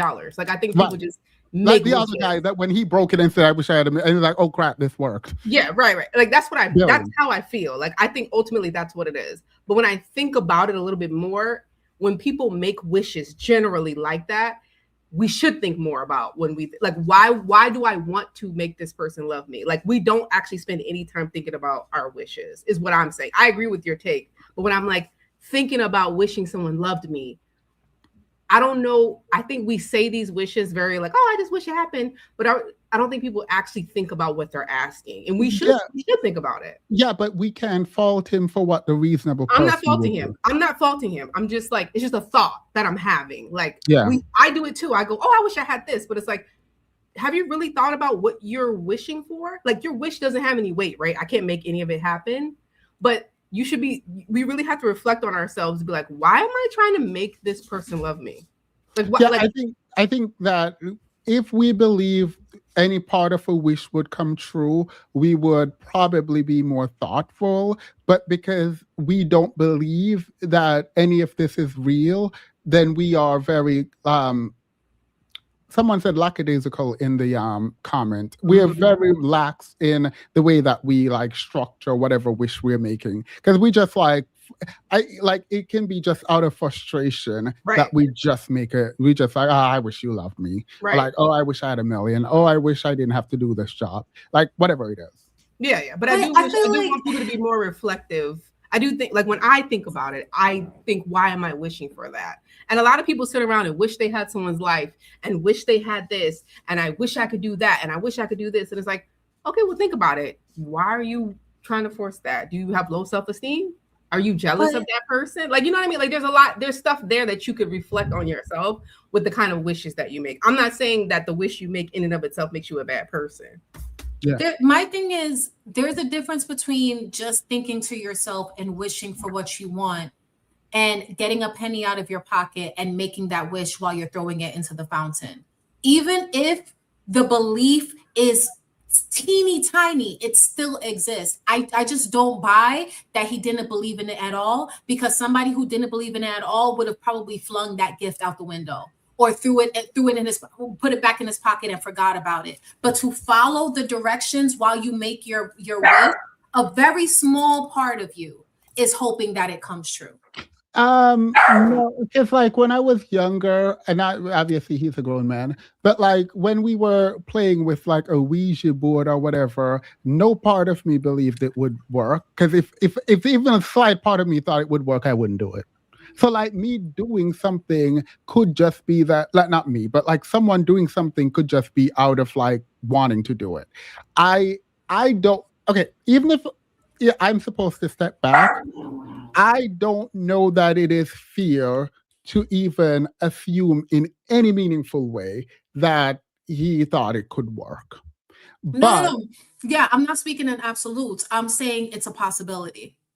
Like if I had to guess, he probably more so believed that it wouldn't work than he believed that it would. But that belief exists. It might be very minimal, but I'm of the belief that it exists, not that he for sure expected it to work and was hoping that it would work. I'm not speaking in absolutes in that way. But I mean, it's all right. Because some people do that stuff hoping deep down that it happens. Yeah, that's what I'm getting at. Like he followed the directions and broke the stick like the directions said. Like he wasn't just sitting there thinking, I just really, really wish that she would love me, and it broke in his pocket. Like he didn't mean for it to break in that way. No, he took it out, read the directions, did what it said. this is the one time I disagree with you, Themis. He was always a bad guy. I mean, I don't think that's something we need to disagree on. I think you thought he was a bad guy, and I just don't think I have enough information to say he was a bad guy. He is a bad guy, right? Mhm. But for his circumstances, would he have been a bad guy? I don't know. He just usually weak people who are that useless never get the opportunity to show their bad side. And if you're saying that he got the opportunity and thus we saw his bad side, the pushback I have fundamentally is, well, this is written, right? And I'm not sure that if he could cancel it at any time, or if he, like, I don't know. I just don't have enough information. I agree that he is a bad guy. But for his circumstances, I don't know. But Well, I mean, given how he acted, maybe he did hope it came true. Yeah. Like, given his behaviors throughout the whole movie, he was hoping. I would imagine he was hoping that it would actually come true, his wish. Yeah, because and this is what the guy whose video we're watching said. Like, oh, he's not a bad guy. He's just lonely, right? Or like, he's not a bad guy. He's just pitiful, as if you can't be both. And that's the issue for me. Do I think that he was bad at the point where he broke the stick? I think that it's possible to do bad things without realizing the gravity of what you're doing, until that gravity like hit him square in the face, and he couldn't be in denial about it anymore. We're talking about like the underlying issue with him ideally being okay with taking her agency away. And then when he made that call and asked for an alteration, not an undoing, he then showed his true colors. I still want her. I still don't want her to have autonomy, because if she exercises that, she won't be with me anymore. But how does she tone down on the crazy? I want to keep the good aspect of it and discard the bad. That's what we ended up realizing. But ultimately, when he broke it, he didn't understand. I'm willing to accept that he didn't fully grasp what getting his wish would mean. And so in that way, I can't say that at that point in time, he was a bad guy. I feel like it's a bit more complicated than that. yeah, I mean, so down here it says, but I would say he definitely starts as the protagonist. Weird. I would tend to agree that I can see him becoming a bit of an antagonist. I love that fully. The antagonist, though I don't think I would say fully. This is the actor. Because the key thing is he didn't know that the wish was going to work. Oh, okay. Even They're really stuck on that. They're really stuck on there. Like they're stuck. No. Right This there. is the actor. No, I know, but the other men keep saying that too, and I don't know. Like, why are we just? Why? Oh, he didn't know, so everything else is fine. He didn't know. That's it. His desires were incredibly selfish, totally 100%, but he didn't know the wish was gonna work. And then he dug himself into such a deep hole that he didn't really see any chance of getting out. So he just kept digging himself deeper. But I love it. I love the discourse. It's amazing. It's so much more interesting. No, you're a degenerate. Yeah, you're a degenerate. The Because actor he is dug a him, degenerate. but he didn't know the wish was going to, and then he dug himself into such a deep hole that he didn't really see any chance. No. When he called the place, they asked him to cancel his wish. Whether he knew that they could actually cancel it or not, he didn't know that, right? Mm-hmm. So when the guy offered him to cancel the wish, that was the chance. In fact, he assumed that was an option. Yeah. And he chose not to cancel her wish and give this woman back her freedom. You're a degenerate. Like the fact that we're sitting around, right, and we are having people playing in our face and the actor engaging in discourse to help fuel. Mind you, the director, the writer, the person who created the movie said it's not ambiguous. Beer is the devil. He did. He said it's not ambiguous. His desires when they were doing the press junket thing, this actor was like, yeah, it's kind of great. And the producer person, the director was like, yeah, no, absolutely not. Ain't no gray nothing. Ain't no gray nothing. He's bad. He's a bad person. These men overly identify with these type of men. Overly identify. Why I don't overly identify with the good men, the loyal men? Like why? He didn't know they were filming a movie. He just showed up and be himself. Yeah, that's what they right. This was the best casting. Because I was like, why didn't they switch the best friend and the main character? It is like, nah, we see it now. You were him. You are him. Got it. It says, sure, his desires. Oh, my last thing. Sure, his desires were incredibly selfish. So are we only supposed to care about desire and intention if something bad happens? So if it didn't work, then it wouldn't be a problem that he wished for her autonomy to be taken away from her, for her hand to be forced, and for her to be forced to love him versus her making the decision to love him. That's kind of like that's what they're doing. They're downplaying it because they're isolating his actual action from the impact, and you shouldn't do that. Right, because at the end of the day, the wish in and of itself shows that Barry got some issues. Go work that out, baby. You over there scrolling through her social media, laying in bed, just watching her. Like, what's going? Last thing, sorry. Did anybody else peep that big ass container of Jergens lotion sitting on his computer desk? Surely did. I sure did peep it. I wrote it down, girl. I did too. Okay, good. Demas, I actually think he corrected the script in a good way, though. It shows that no. Yes, I agree. He needed to be a full demon till the very end. So him trying to not kill him trying to not to throw them pills up made me hate him even more. Yeah, so I agree. The reason why it worked is because he thought he changed it because that's what he would do. Yeah. The actor did what needed to be done to that script. He was a degenerate up until the very end. Yep. He literally could not give. There was at no point that you want to give him a break. At no point. Okay. Finally, he's going to take himself out. A little responsibility, a little accountability around here. Take yourself out. And it's like, oh no, actually not. Mind you, should have done that in the beginning when he found out that's the only way to let her free. Because ain't no reason for that girl to be going to prison for all these murders. But we'll get to that. Let's play. I even brought up to Themis. I was like, do you think that the guy on the phone would have actually granted the cancellation if he said he wanted to cancel it? Like, this is all made up. This is all woo-woo. But the fact that you said no, and he was like, oh, okay, well then, yeah, you stuck with her. So now no, it's not that theoretical. It's not that theoretical because if you can have him hear the real Nikki scream, you're not about to convince me you can't do anything. Right. Like he asked you, you said no, and then he said you have an obligation to see it through to the end. Oh, he said, well, since you're a degenerate, you're gonna stick with it. Right. Thanks, but villain, I don't know. And I literally just retweeted that, right? I made the mistake of going on Twitter again. I should never, ever do that. I don't know why I do that, but I did. And I just retweeted it thinking, hey, this will be a simple civil movie conversation that we can have. Bear's not the villain. Now it's deleted now. And I had to delete it because people were literally retweeting it and calling me a rapist for having that. They ate him up. Block They it. ate him up. Ate him Block all the way it. up. They ate him all the way up. Left no crumbs. Period. As they should. As they should. Yep, the keyboard warriors were doing overtime. Period. Thought, no, you heard that right. That is something that happened several times out of this. Like, people are nuts, dude. They're insane, but I'm not even giving them the time of day.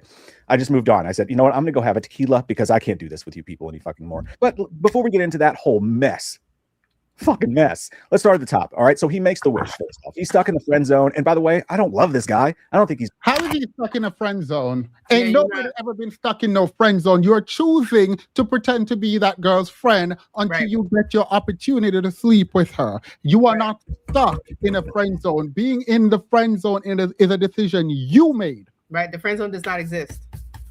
It's in your head. It's all Right. in your head. No one is stuck in a friend zone. When you say someone is stuck in a friend zone, what you're doing is you're appealing to the audience emotion to feel bad for the person because they have been shoved into a place that they don't want to be by the person they have affection to. You're an absolute degenerate. The friend zone. Stuck Talking in about he was stuck in a friend zone. Ain't nobody stuck in no friend zone. Mind you, she gave him opportunity after opportunity to get out of that friend zone when he wanted to. I'm not saying that she would have taken him or that she was into him. I'm not even going to debate that because I don't think it's really important. But she asked you outright. You could have, if the friend zone was real, you had an opportunity to get out of it. You were a coward. There's no friend zone, babe. The friend zone is real. You choose to be there, but you are not stuck. No, you are not stuck in a friend zone. That way of speech puts the burden on the woman to give him a chance, as if being a good guy and being a friend entitled you to some woman's body. Are you dumb? Exactly. Mind you, you No. could have got out of the friend zone. You had an opportunity to express yourself. You didn't take it. So you're not stuck there. No. You willingly laid down and rolled in it. You chose to listen to Ian, who basically taught you how to neg, and it went exactly how I expected it to go. It wasn't cutesy. It wasn't any of that. You disrespected her, and the entire mood changed after that.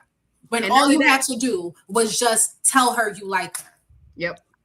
It is insane to me, and the language around how men and women interact needs to change, because he's not the first person to talk about being quote unquote stuck in the friend zone. Please note that is a degenerate phrasing. Yep, they say it all the puts way time. too much responsibility on a woman who does not want to sleep with you and does not see you as a romantic partner. But we need to feel bad because the guy in the friend zone is typically quote unquote the good guy archetype, which by the way, the good guy does not represent how the person feel and who the person is as a part of their character. It is an expression of things that they do to get in your pants. It is their offering for mating, right? It is how they show up to get to you. It is not who they are. It is just how they show up because they don't feel like they can compete by being themselves. So instead of saying, hey, I like you and I want to date you, they say, hi, I'm a good guy. I can help you do this. I can help you do that. I'm going to make your life easier. Actually, I want to be your friend. And hopefully you will see the value in me one day and that you are supposed to be with me. I deserve to be with you because of how good I am to you. You are degenerate. Exactly. And to extend that, because you know I'm all up in the incel forums. I'm undercover, y'all. I'm doing boots on the ground journalism. The other part of that is that when they say, they do confess and the girl says, I'm actually not interested in you in that way. I see you as a friend. They're angry and say, oh, she used me. Right. She used me by going out on walks with me, and we got dinner together, and I came to her house and I was there for her. I was the shoulder. Oh, so you were a friend. Right. That you told her you wanted to be your friend. She expects you to act like a friend, and now she's wrong. Right. Oh, okay. Because you think that the negotiation is that you pretend to be her friend and she gives you something else in advance. Yep. As reciprocity. No. And now they act like somehow they got shafted out of a deal. Somehow they didn't get what was promised. What? It's great. I wouldn't want to have a beer with him. I think he's a big old bitch. I think he's a big old wethead bitch. Tell her how you feel already. Jesus Christ. The waitress is sick of hearing about it. Your friends are sick of hearing about it. Everyone at the music store is sick of hearing about it. Just tell her how you feel already, or shut up about it and let everyone else just have a good time. The character actually gets on my nerves. However, I still can know that and feel bad for him. His cat just died. His grandmother just died. He's got nobody in his life. He lives alone, and clearly he's not all there as far as being able to take care of himself and handle things in the correct way. And he's trapped in the awful, awful, no good, bad friend zone, right? He's talking to her. There he go again, trapped in the friend zone. And listen, I went back and rewatched it. Meanwhile, I'm sorry. Misleading. He just described him for himself. Does he sound like somebody who's deserving of being in a relationship right now? Absolutely. Does not. he can't sound like take a care good of himself. partner? He can't take care of himself is enough to know you should not be in a relationship. Right. So Living even in if he grandma's was house wearing grandma's sweaters, please. So even if he was in the friend zone, you don't think he belongs there? If that existed, you don't think he would belong there at least right now because he has nothing going for himself? But he's a nice guy. She should have at least acknowledged his feelings that she had no idea about. Signals. Don't take that as I'm saying anything that happens to her is something that she deserves. I'm talking solely from his perspective right now, not putting any blame on her at all. But as for you Twitter people, I mean, she literally says, mind you, you automatically blame her when you say he's stuck in the friend zone. That is blaming her. Mm-hmm. To him in the car, when I have a crush on a guy, no one knows, and runs out of the car. I mean, she was giving mixed signals. It was so. Where was the mixed signal? I didn't What's get the mixed signal? Do you like me? Was the mixed signal when she literally walked up to that car, looked him dead in the face, and said, "Do you like me?" She could not have been more direct. There was nothing mixed about that situation. And even if it was mixed, that would be even more of a reason for him to just put his big boy pants on and tell her how he feels. Because mixed signals are not a good thing.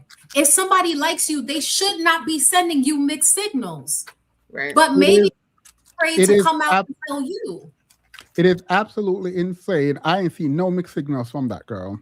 She literally looked him directly in the eyes. Yeah, that girl been trying to set you up with Katie. Nobody got time. How, like, is that a mixed signal? Oh yeah, so Sarah likes you, by the way.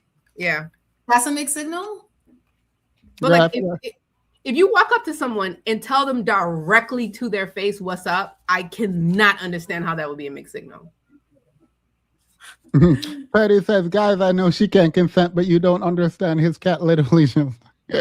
Right, don't forget his grandmama. Oh, the grandmama. Wait. How did y'all feel about the way he responded to his cat passing? Like, what did y'all think about his actions and like how he acted afterwards? Well, I don't know. I didn't think about it at all. Yeah, I didn't give it much thought. I just made note of it. The cat got into the drugs for some reason. I don't know how they got access to it, but period. It stood out to me because it seems as if he's sad about it. Nikki calls, asks him over and over and over what's going on. He says everything's fine. He won't say. They're at the bar having a good old time. They're getting drinks at the bar, and he just tells Sarah, "Yeah, my cat died." What's happening? It's just this weird way of I don't think that was weird. I think the movie, I don't know. But if I'm writing this and I would do it like that, the reason I would do it is, one, they had to force him to come out. So he's someone that doesn't tell people what's truly bothering him or what he feels like. So that's natural with who he ultimately is. And it is clear that him and Rebecca are a better match. I'm going to call that girl everything but her name. So it's clear that Rachel and him were like a better match. They were more comfortable with each other. And so, yeah, he told her. No, he don't want her. He want the baddest bee. That's the problem. Right. He want the baddest bee, and that's the problem with him because his perfect match is right there. And instead of going after the girl who likes him, instead of going after the girl that wants him, instead of going after the girl that he's more compatible with, he want the it girl in the group. Would you say he's friend zoning Sarah? Right. Right. He friend zone Sarah top hat. You disgusting degenerate. Because Sarah was the most blatant with her feelings. Ain't no mixed signals over there. I mean, why didn't Bear give her the respect? Rapunzel deserve that brick, but we'll get to that. Yeah, we'll get to that. But we'll like get to that break. all the arguments they're making for us to feel bad for Bear, we're not gonna get on Bear for how he treated Sarah. He put her in the friend zone. He was giving her mixed signals, laying his little head on her shoulder, and they talk.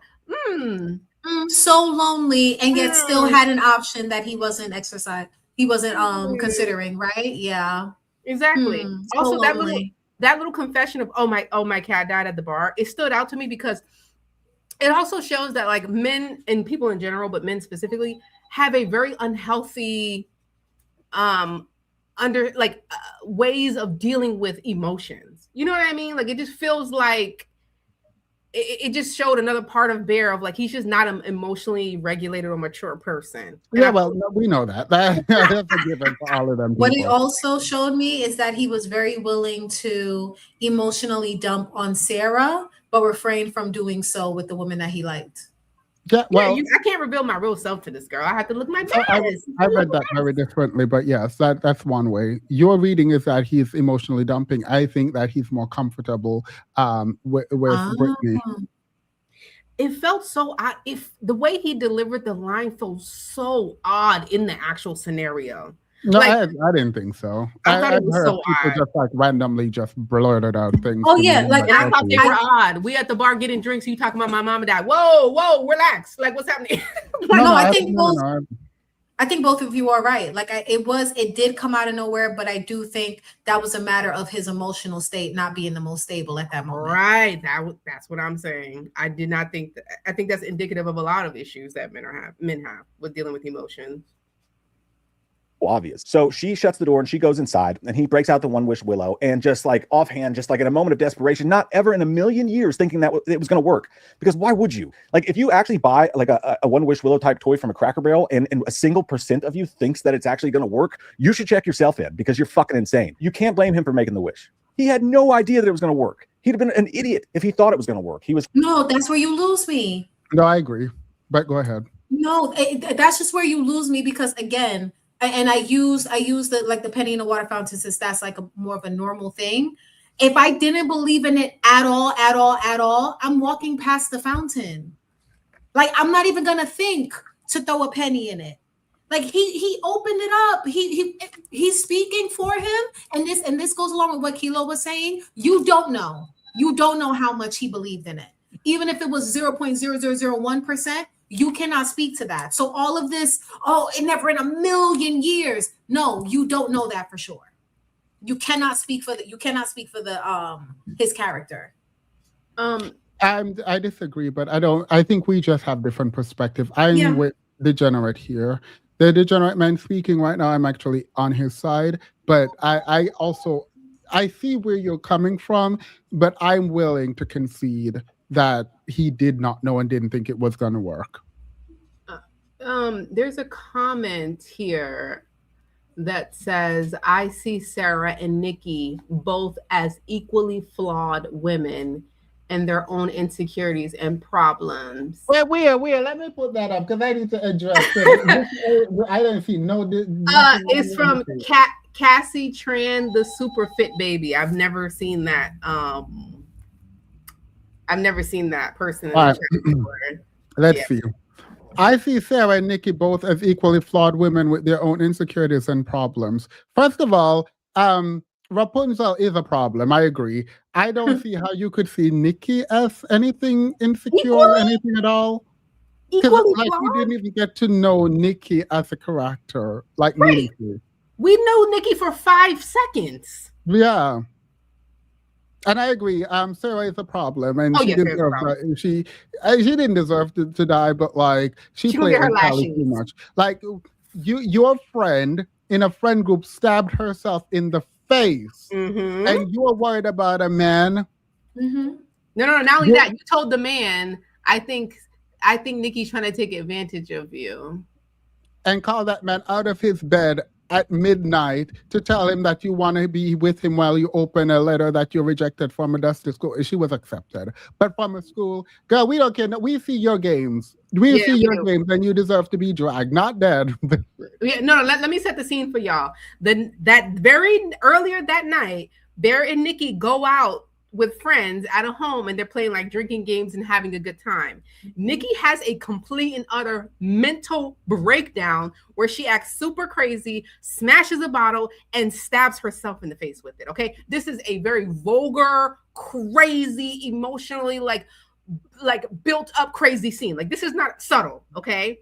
That same night, a few hours later, this woman is texting her man, right? Not to say, oh, is Nikki okay? I'll call the police. I'll go to the hospital. Yeah, is everything all right? Did you have to check her in? Did you call her parents? Like, this is a very worrisome behavior.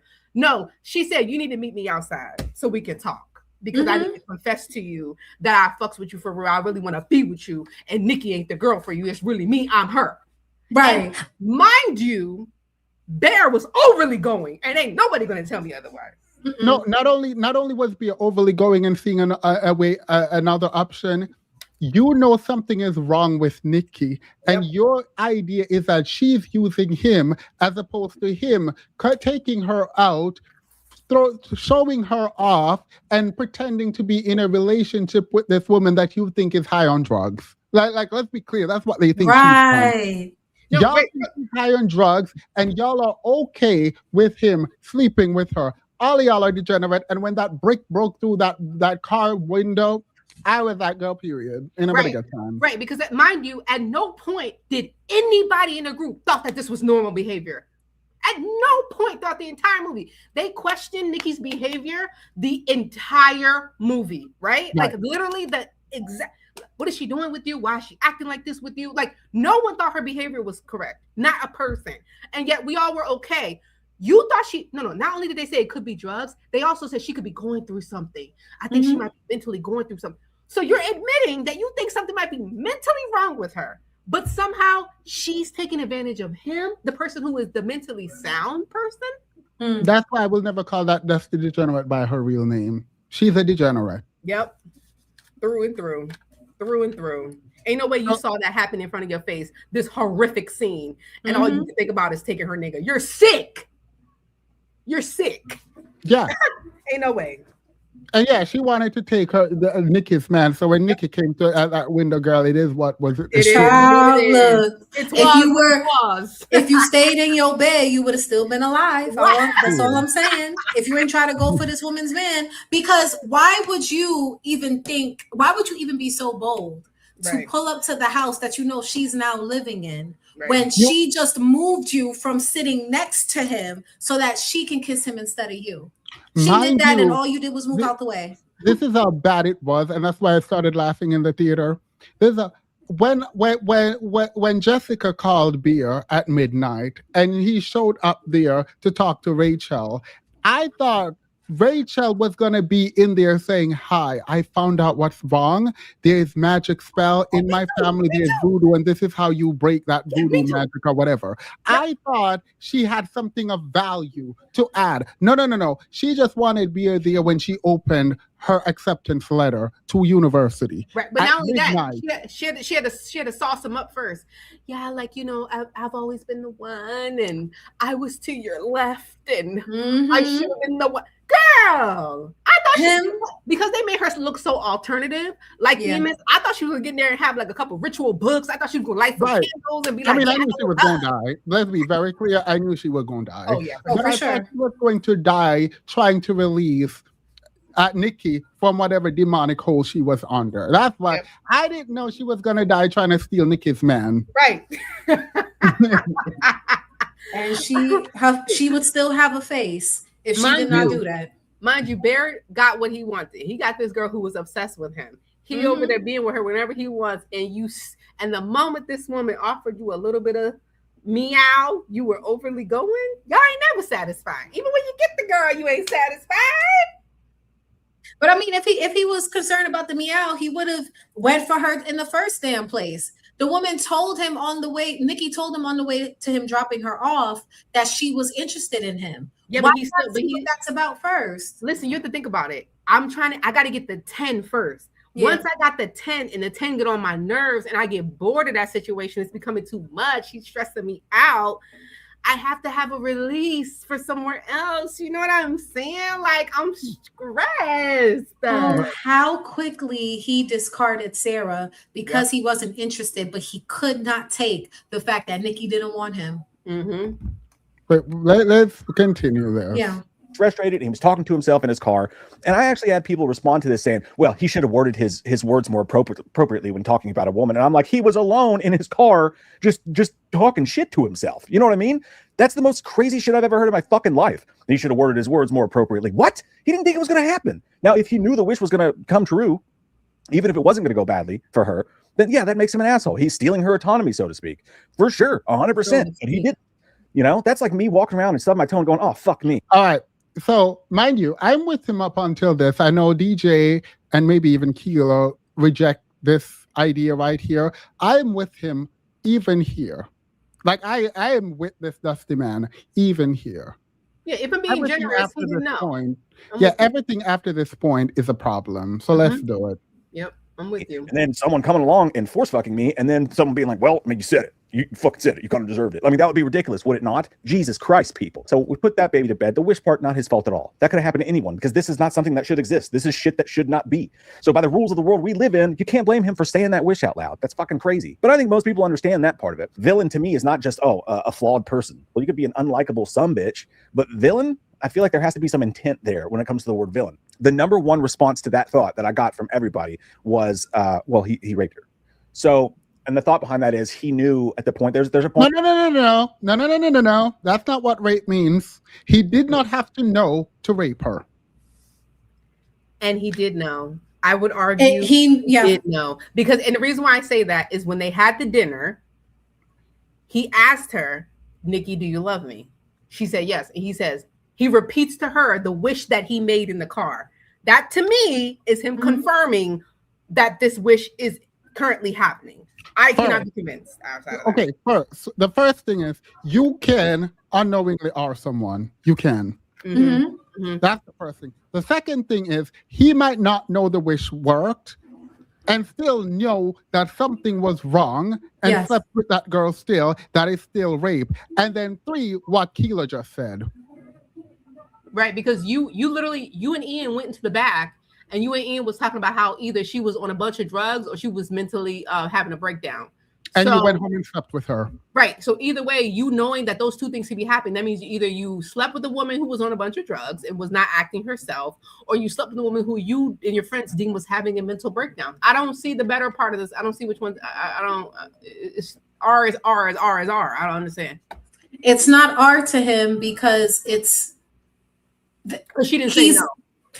Because he's downplaying the fact that he took her autonomy away from her with that wish. That's why it's so because he downplayed that, he's gonna downplay this act as well. This isn't as serious as we're making it seem. Yeah. Right. But mind you, men always, when it comes to the R word, if it's not a blatant, you jump out of the bushes and I'm fighting you and screaming no. If it's not that, then everything else, they can't understand consent outside of that. Yeah, if it's a bunch of no's that turn into at least one yes by the end of the act, then it's all worth it. It's all even if you say nothing, they think it's fine. If you're intoxicated, it's fine. If you're emotionally distressed, it's fine. If your whole entire body says no, but you can't speak, it's fine. Unless you say a verbal no and you have this super villain monster movie-esque visualization of what R looks like, they can't understand the consent outside of that. And quick question too. If I were to say right now, right, that I wish that all bad men would unalive right now at the same time, that only good men would survive. How do you feel? How do you think men would react to that kind of wish? Mind you, this is just a hypothetical. I don't have a stick. I don't have a penny that I could throw in a fountain. I'm not doing anything in an attempt to get this to happen. I'm just saying out loud, that is my wish. Would men receive that? Let me be very clear. I would defend you to the end of the earth because at that point, you didn't know that it would happen unless you did. No, but what I'm trying to get at is why is he pretending as if making a wish itself cannot be inherently harmful or at least problematic? we're thinking about the implication of what he wished for. So I'm not even bringing up whether or not he believed in it. We already put that to bed. I'm talking about the wish itself. You know she does not love you more than anyone else, and it is your wish for that to be the case. That is a problem in and of itself, because you know that in that scenario, well, actually, I don't know. I don't think I agree. You want to Because know I why? think Mhm. because I think wanting something that will never happen isn't itself bad. But it can be though, right? Like some people Yeah. No, can. no. I don't think it can be in that way. I think if you act in a way to make it happen, then yes. But I don't Yeah. think just wanting the thing is itself bad. I Well, can let me name a say couple. this. I can name a couple want scenarios that if someone said out loud, I would be like, yeah. So let me Yeah, you're not evil. let me not use the word bad, but that he can't even tell her that he likes her, but wishes for her to love him more than anyone else. That to me is a problem. You're not even willing to do the bare minimum. I feel like Even put I feel like we're shoehorning the reality of the wish coming through into our analysis. no. Maybe What I'm I'm saying wrong. is, hold on, because this is kind of unrelated. The point that I'm making, Huh. I'm talking about like him and his incel behavior. That's what I'm referring to in this moment. That it's not enough for you to be given a chance. It's not enough for you to wish for more confidence so that you can have the conversation with her that you want to have. You're going from her not even being aware that you like her because you're too much of a punk to even say it out loud, to wanting her to love you more than anyone else. When I say it's a problem, I'm not talking about like everything that happens after that fact. I'm talking about an underlying issue when it comes to him as a man. Like as a person. Like Yeah, there's some incels who say, "Oh, I wish women did not have the right to vote. I wish we could treat women like animals." Like there's wishes that like I know it's never going to happen, but me knowing that that's your wish, I think something's wrong with you. Yeah, no. You can. So here's what I'm saying. We can make decisions about people based on what they want, right? Mm-hmm. The most toxic thing they want. That you want that thing. If you don't move towards it, then I don't think it's actionable to like. It's not right to do anything to the person. I agree. Mm-hmm. Now, with that said, there's something that I wanted to say. There are wants that can be bad. Yes. Mm-hmm. Yes. Like we're not going to punish you based off of a wish that never happened. You never actually physically did anything. But me hearing your wish, knowing that you're a degenerate based off your wish, I think that's what DJ is trying to get at. Like your wish in and of itself, you're a degenerate. You didn't do anything, so like it doesn't make you evil. But the fact that you wanted it to happen, whatever your wish was, I'm gonna judge your actual wish. You're a degenerate. Okay, so let's do the levels then. First, there are bad ones, right? Mm-hmm. However, you wanting something is not itself actionable without you doing anything, right? Mm-hmm. Now, we can make decisions based on what we know your want to be to not be around you. Like if a white supremacist want all black people dead, but will never act on it, black people hopefully will not be around that person, even if you will never have it do anything about your want, right? Right. Cool. So we get that level. Let's go specific. The wish that I want you to love me more than anything in the world, right? Terrible. Only terrible if it comes through. Well, okay. Could I say this? Put Tori of the Nile's comment on the screen. I think she got at what I'm trying to get at here. Oh no, the previous one. Yes, DJ is speaking on Bear's entitlement to her affection, even without doing any work to try to elicit it. He's like those guys that say women reject and hate them without ever speaking to women. Like I'm strictly alluding to like his personality. We're seeing him not put in any actual effort, but yet what his desires are so outlandish, especially when you take into consideration the fact that he can't even initiate the conversation with her. So but I think I think what's happening is we're reading too much into the. I think the wish is I wish she loved me. No, more but that's not the in this wish. world. If that was the wish, that would be different. I wish we would. I wish we could fall in love with each other. Would be different too. It would be ultimately different in the outcome, but I think that's essentially what the wish meant. Like that's what he wanted it to mean. When he said, "I wish you loved me more than anything else in the world," I think I don't know. I feel like to read that he would frame specifically what he wanted for real, in the moment where he's making a wish that he doesn't think is going to come through. But the thing is, these are not serious thoughts. These are superficial, like lookings of this man is making a wish. Now that we can look at him making the wish, we can then analyze why he's like the type of wish he's making, what he means by the wish, what he was probably thinking. Ultimately, within the confines of the movie, the wish in and of itself is not bad. If you think that he was purposefully being hyperbolic because he wasn't taking it seriously at all, then that's fair. But it's a possibility that he wasn't being hyperbolic. It is, because if he just wanted her to love him, he would have just as easily said that. But if you don't want him to, if you don't want to give that, I don't want to use the word grace, but if you don't want to read more good faith into what he's doing, I can accept that. I just don't see how you argue your position.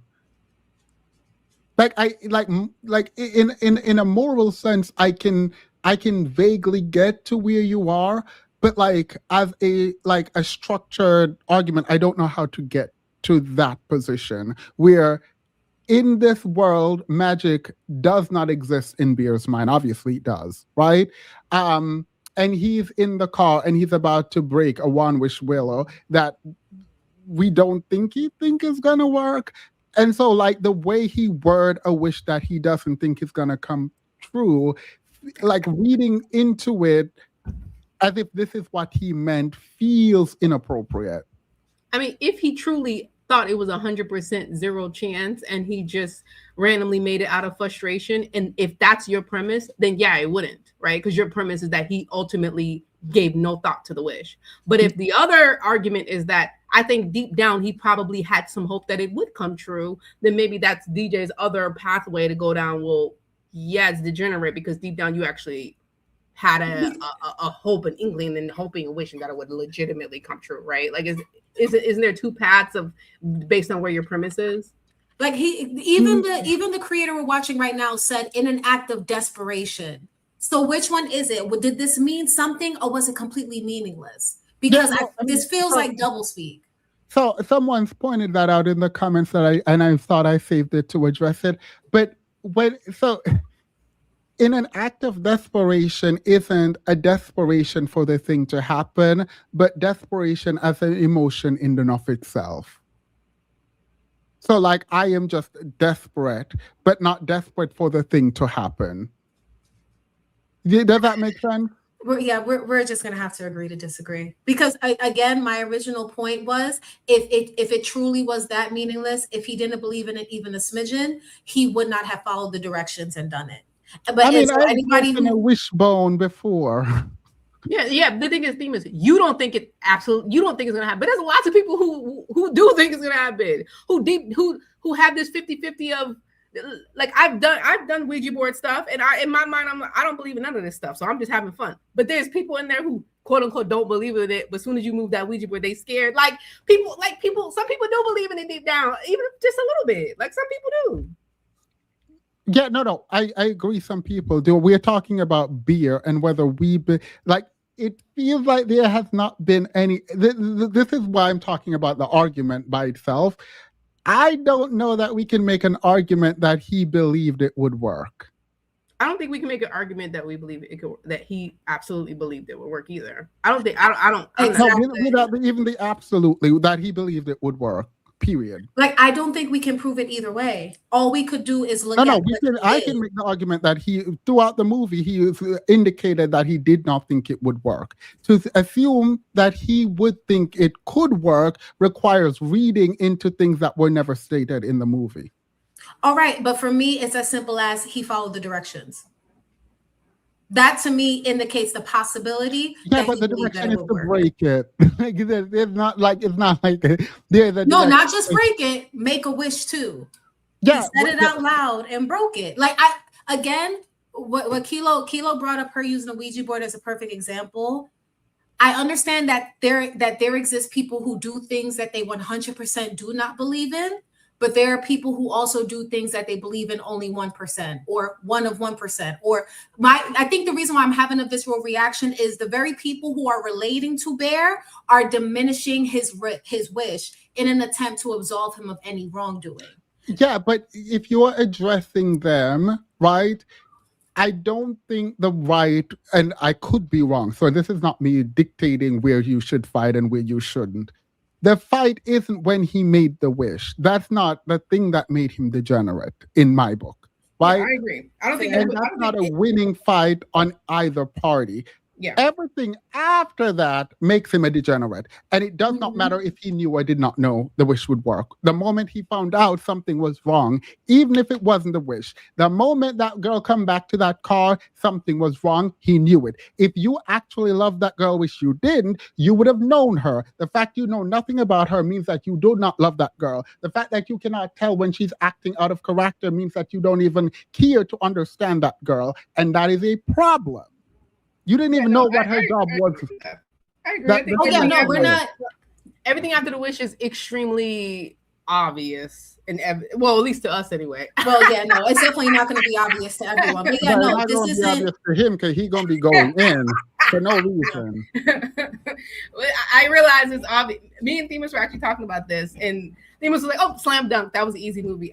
It was actually pretty heavy-handed, actually, and I was like, "Themis, yeah, no." We weren't gonna do this review because I was like, he's a degenerate, like, period. And Keela was like, there are people defending him. And I was like, wait, what? Defending what? What do you mean? What do you mean? Beer. The beer that looked at the girl begging desperately to kill her because she can't do this, that said, is it that bad being with me? Mm-hmm.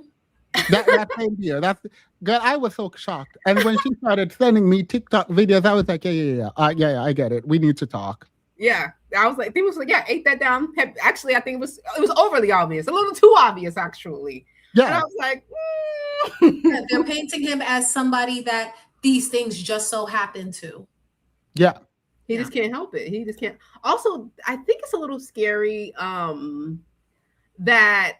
Well, he was a nice guy, and he didn't know it was gonna happen, and it kind of he dug himself a deeper hole, and he had no way out, and it kind of sets it up for like if something goes wrong and something bad is happening, you don't have to take responsibility in that entire journey, right? Because whatever was the first initial step or the rate limiting step that pushed you forward, at no point do they expect you to actually take responsibility. Like he and also, okay, so when all these good guys get a chance, we have to be worried that when you get a chance, this is how you're going to act, because it's just a chance. Otherwise, everyone would be fine.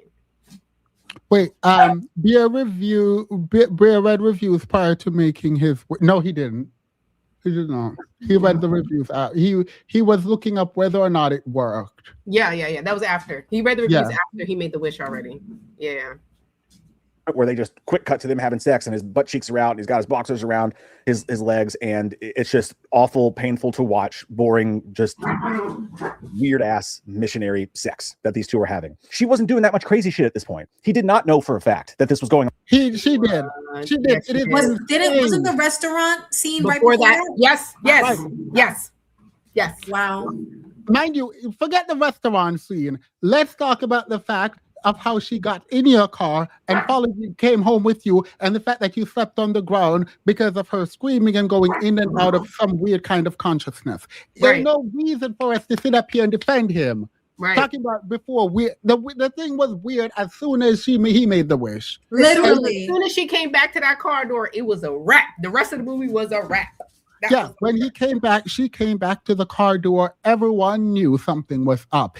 He went into work and talked about how weird everything was. That's what I'm saying. No that part absolves him of, does not absolve him. Like, guys, he literally went to work and spoke to Ian about her behavior. They hypothesized why she was not acting normal. Come on. The first time they slept together was rape, and he knew it. Correct. 100%. And mind you, before they slept, she came back and said, "You didn't do anything to me." And he was like, "Wait, what? I didn't essay you." Yeah, I said you didn't.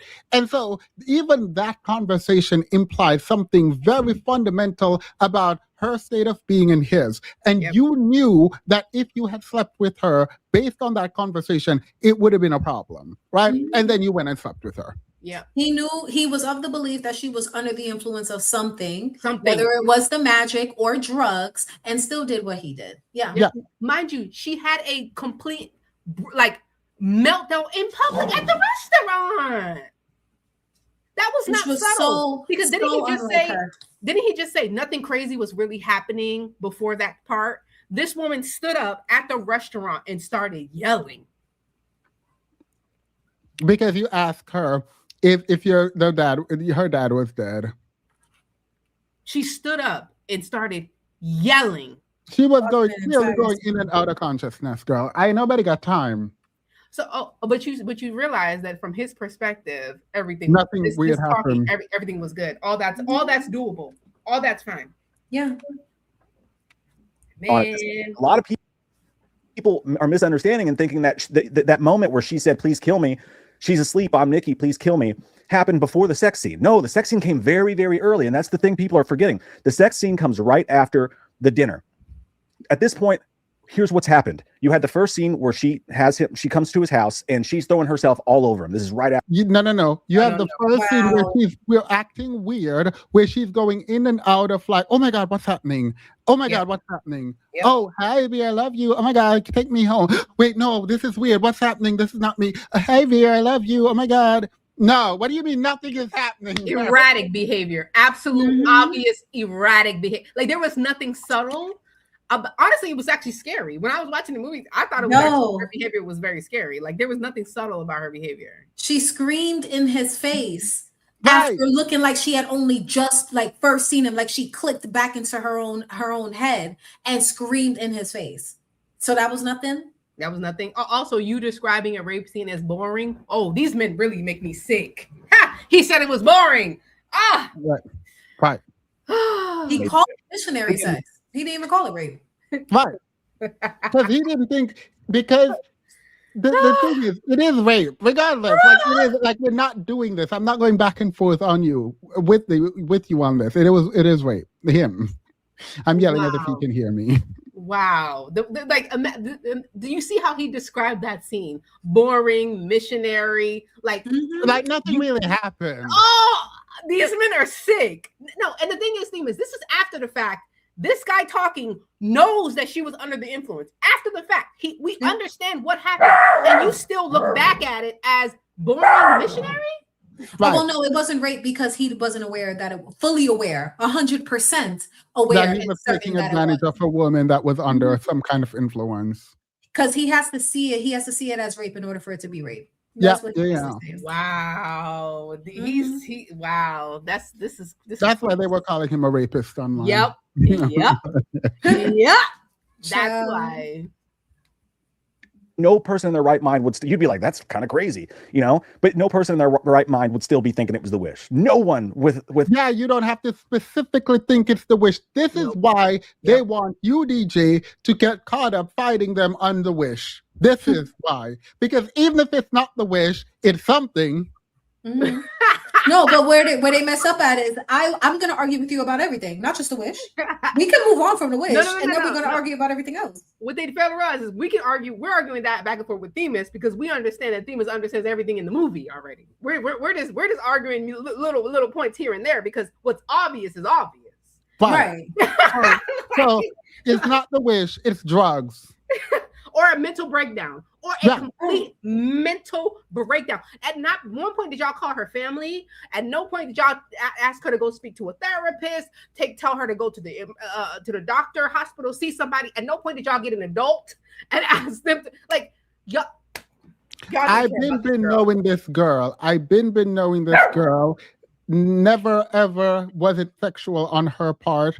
I randomly made a wish. Let's say I didn't know the wish came through, and she just acting erratic and wanting to sleep with me. And I thought, yeah, it's my chance. Nothing Yep. changed. Yep. She just started acting erratic. And she is acting erratic. You know she's acting erratic because you were talking to your best friend about it. Yep. So we don't even have to assume anything about what you knew and when. We Correct. knew before you slept with her, something was very off about her behavior, and Yep. you thought it was drugs. She said it was drugs. And now she's still acting erratic and you're still sleeping with her. You're raping her. What are you? What? Like that scene of him and Ian hypothesizing what was wrong with her and going through all the things that could be wrong with her, that meant everything to me in the movie. That meant everything to me because I was like, oh, okay, so y'all. Not only that, remember, Themis, there were multiple times where Ian and or Sarah told Bear that something was wrong with Nikki. Yeah. Multiple times, like at different scenes throughout the entire movie. And then we saw this happy collage of them being together. It's all rape. Yep. Because before that happy collage, he knew, he saw, and he did it. So, like, it really was heartbreaking because what did she say to him when she was speaking to him, begging for him to kill her? He said, when he said, "Oh, is it really that horrible being with me?" And she said, "I've never been with you." Yeah, it was never her, ever. And all he did was walk out. All he did was walk out to meet another woman. Period. And that's why that woman, she should have bricked both of them, actually. Yeah, but- actually, he should have been first, and then she should have ran down on Sarah. For real. Yeah, no, he can't be first, because if he was first, he would get out of the spell, and Sarah need that brick. Yeah, Sarah does need that brick. Sarah's was.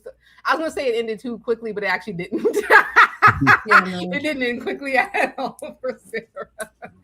Oh, it did not end quickly for Sarah. 2 brain cells would be thinking that it was the wish at that point. So she's throwing herself all over him, and he's saying, whoa. He's literally saying, no, I do not want to take advantage of you. You know, and she's Take advantage of you. Take advantage. He said, no, I do not want to take. Why would it be taking advantage of her? In your mind, why was him saying no initially, him not wanting to take advantage of her if she was in her right mind?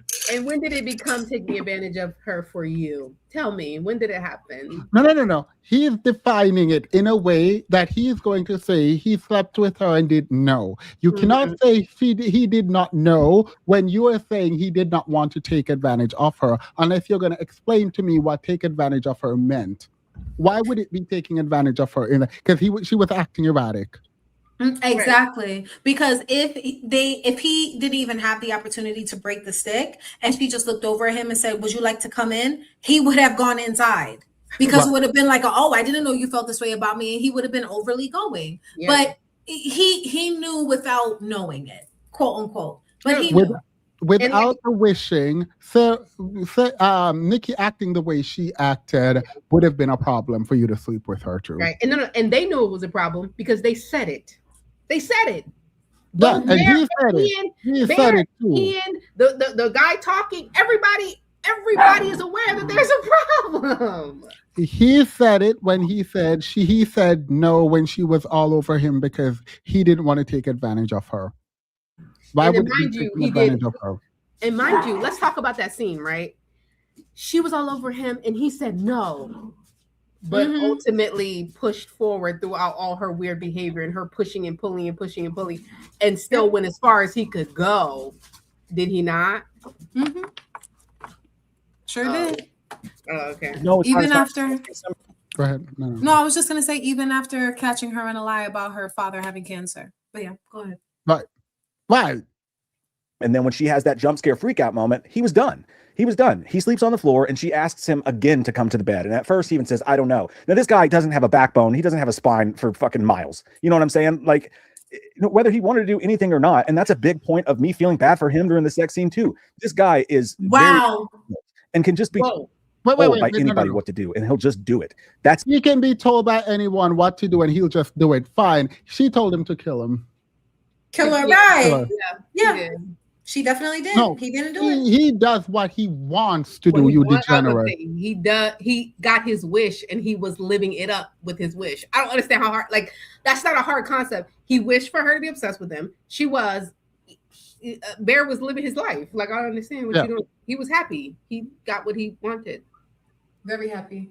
He came home. This is the toxic degenerate part of this. He came home after going to work, and she did everything on herself, standing in the same place that he left her to go to work, with tapes on the door. Like Right. him leaving, and there's tapes on the door, and he pulled through the tape, and you were telling, went to work, ate a cat, right, that she right. cooked for him, and Yep. came home and said, I just want you to be normal. Yeah. He ate a cat sandwich, his dead cat sandwich. Like, he ate a cat sandwich, spit it out, still had a lovey-dovey moment with Sarah, came home, saw his woman had used the bathroom all over herself and had not moved from the living room.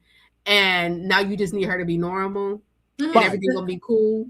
But Listen, so I you love- were okay, and you were fine. You were good with controlling her and taking her autonomy. That alone puts Yeah. you in demonic. Yeah. Yeah. Oh, I want you to remain obsessed with me. That's great. Yeah. But could you tone down on the crazy? Yeah. Right. Yeah, thanks. Because this Thanks, is stressing Jade. me out. Like, I want you to be obsessed with me, but you're crazy. It's stressing me out a little bit. Because mind you, he went along with all of it. He hid her. He didn't tell anybody what was going on. He did not reach out for help because Bear was enjoying his wish. Right. Right.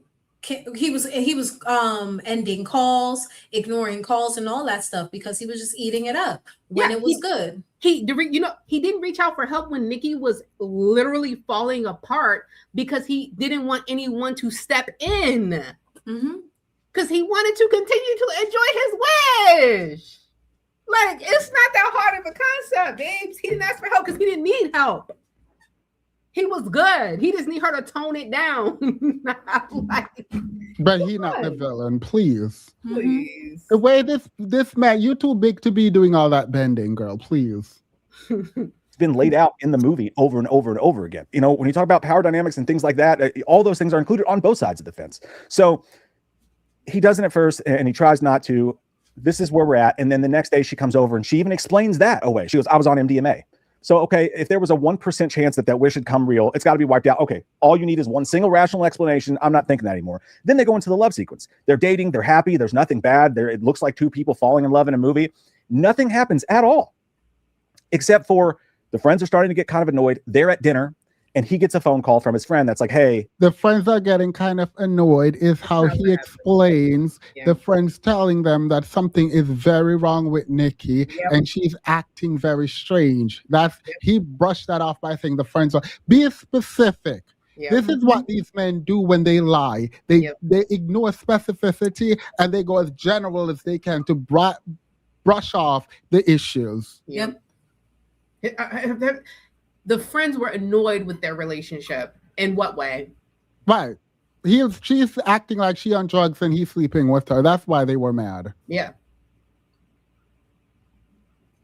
I just found out that she said her dad was dying. He's not. And even the friend plants a seed of doubt. And people think the protagonist has to be good. Yeah, well, a male protagonist, and this specific protagonist that has very specific behaviors that they identify with. Says this could just be Sarah being jealous or whatever. I don't know, but I'm weirded out. Again, there's no evidence whatsoever other than a sneaking suspicion something's going on. There's no. It wasn't a sneaking suspicion. She was acting erratic. Yeah. Had she stood in one place and peed and all that on herself at this point? Not yet. Oh. But she was standing in the corner staring at him throughout the night. Okay, yes. Acting like a whole cat. She would be randomly screaming to the top of her lungs at random points throughout the movie before we even get to that part yet. She's acting. The thing is, it's so not subtle, guys. Like there is nothing subtle about her behavior. There's nothing subtle. And that's the thing. Even from Ian and Sarah's perspective, it was a complete 180. Yep. She went from seeing you as a friend to being obsessed with you. Every time they see you guys, you're kissing, you're touching, you're not going out with them anymore because you're too busy spending time together. Most people would think that that is strange. Yeah. And she was obsessed with you, and you saw that. And that is weird. And Ian didn't even want to invite her out because he said she was acting crazy. Yeah, to be fair, he could have been jealous because they were doing their own thing.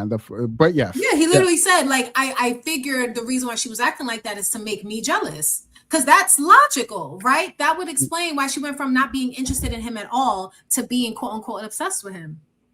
Yeah, Ian wasn't jealous. He already had that.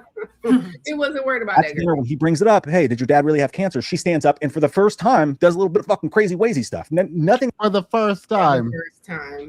So when she got in the car, the way she got in the car, how she acted, screamed in his face, none of that was crazy to him. Mm-hmm. No, because she explained away the first episode by saying she was on MDMA. So then nothing then, because there was an excuse was given. Well, no, that's what he's saying was the first actual real blow up, because from his perspective, the other erratic behavior was already explained away.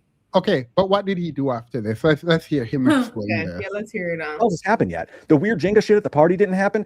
The poo pee pee pants thing didn't happen. The eating the cat thing didn't happen yet. Nothing has happened yet at this point in the movie. She stands up, she freaks out, and she says, "No, we were having a good time." Now I've seen friends' wives act like this in restaurants before. I'm dead. Doesn't matter. Is that something she would do? Yeah. No. Yeah. And I know your friends may have stood up and started arguing and got irate and got mad. That's not what Nikki did, is it? She literally built up the scream. Remember, she was no, like it was a build up of like a literally snapping, like. Okay, yeah, no, This is how much of a build up it was. When he asked, "Is your father really dead?" She said no, and I thought it was a response to the question. And then she just kept going and getting higher and standing up. Yep. Again, it does not matter if your friend's wife is a degenerate, right? Or weird enough to do some foolishness like that. In the context of the film, is there something that is in Nikki's character? The idea that she did this in this way implies that it was not. He knew it was not. And therefore, that is a problem. So maybe she's still on MDMA, but what did he do when they went home? Well. Let's say we go with this guy's logic that up until this point, up until the dinner, everything was fine. You know, women be getting emotional. You know how they be screaming and crazy. Okay, let's explain away everything after that. Okay. It's serious. I have seen it. I've seen. Wait, no. Even if, because the question is, this is some kind of drugs. That's what explained everything away, right? Mm-hmm. She's acting erratic in the same way that the drugs explained previously. Right. She's now doing it right now. The thing that the drug caused her to do, she's now doing it again. Yeah. So now what? What does that mean? It means she's still on them drugs. Right. And so as we go forward and the drug behavior continues, what are we gonna do? What is Bear gonna do? Yeah, let's hear it. People act like this before, and there was no One Wish Willow crazy, possession thing going on. And then right after that scene, cut straight to the sex. So I think the argument. So she had his explanation. His explanation is, I've seen women act that way. Women be crazy. So he couldn't have known. No. So she had a drug-filled mental breakdown in the middle of the restaurant. How did Bear try to help Nikki with her, drug problem? He slept with her. Right. You said the way she was acting before was explained away by drugs. She's now acting that way, so drugs. To the sex scene. Rape, R-A-P-E, she on drugs and he raping her. Like, I'm laughing because this is just so amazing. Like, I'm astonished. I'm astonished.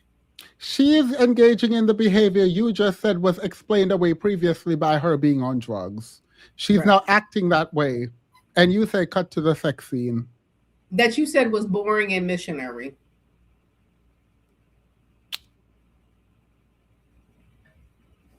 And you were confused as to why they're calling you a rapist on on Twitter. Yeah, they ate that up. Yeah, they ate you right on up. Ate you right on up.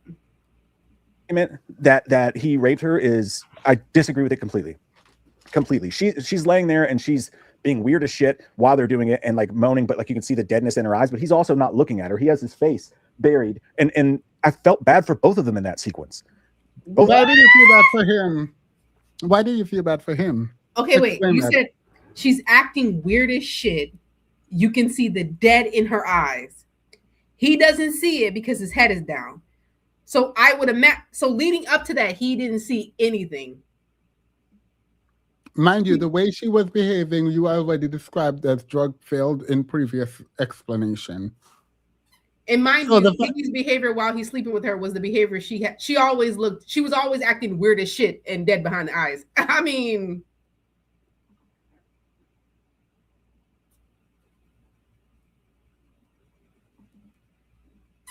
them in a way, real Nikki has no choice, right? Because she's been taken over by this thing, but he did not know that. Again, even at that point, I think you would have had to be kind of crazy to think that the wish actually worked. Even at that point. No, not the wish. See, again, DJ pulling you back in. This is what they want you to do. Fight them at the wish. That's what they want. Fighting at the wish. No. Yeah, it's not wish. They explained her behavior previously with drugs. So right now, drugs.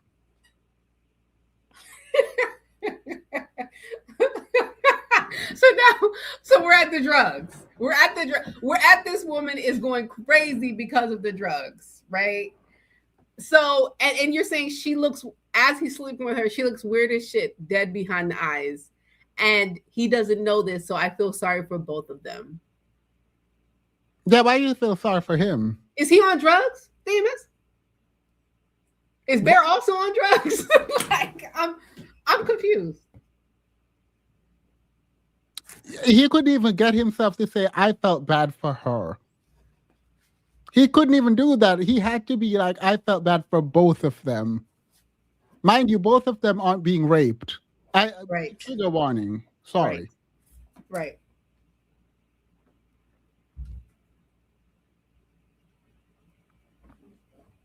I just do. I mean, obviously she's being weird. Something's wrong, but I don't know. I felt bad. It didn't feel like either.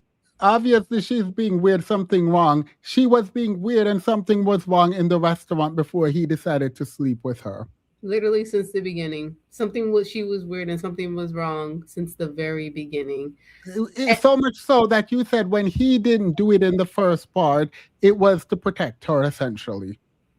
But also, if someone's acting weird like something is wrong, should you be sleeping with them? Right. Come on.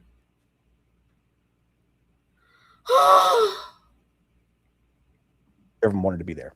You know, obviously she didn't because she's not even there, but for him as well. But I think that the idea that you can just jump that out and say that that's what was going on, I think it's unfair. I don't think that's what happened in that scene. Now, I didn't even say. We're going to go to the comments. I highly doubt that they're dragging him in the comments. This, by the way, is my big problem with this movie, the review of this movie. Actually, let's go for a second. Let's take a detour.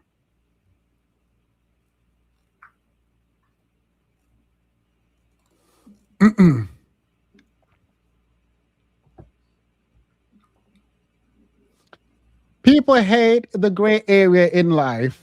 I ain't reading that. I think the best test. I ain't reading that because he liked it. I don't think at first he was a villain, but as the movie went on and more things started happening to show that Nikki was not down with this. Yeah, all right. I mean, he's down here liking a lot of comments. The fact that you had to make this video is, well, it's like there's a witch hunt for a fictional character. Yes.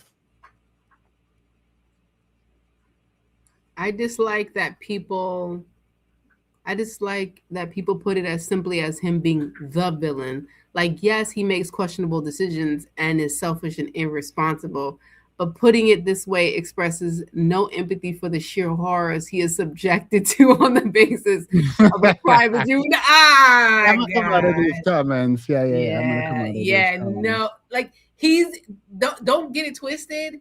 This man is indicative of a much larger problem, and we have issues with men understanding consent in this country. We have a huge issue with RAPE culture. A huge, like, this is, I don't know what you thought the comments were gonna say, but we have literally, if a woman consensually wants to have sex with a man, we say she is easy. We are angry at her. We judge her. We are mad at her for willingly wanting to sleep with the man who wants to sleep with her. You guys understand that?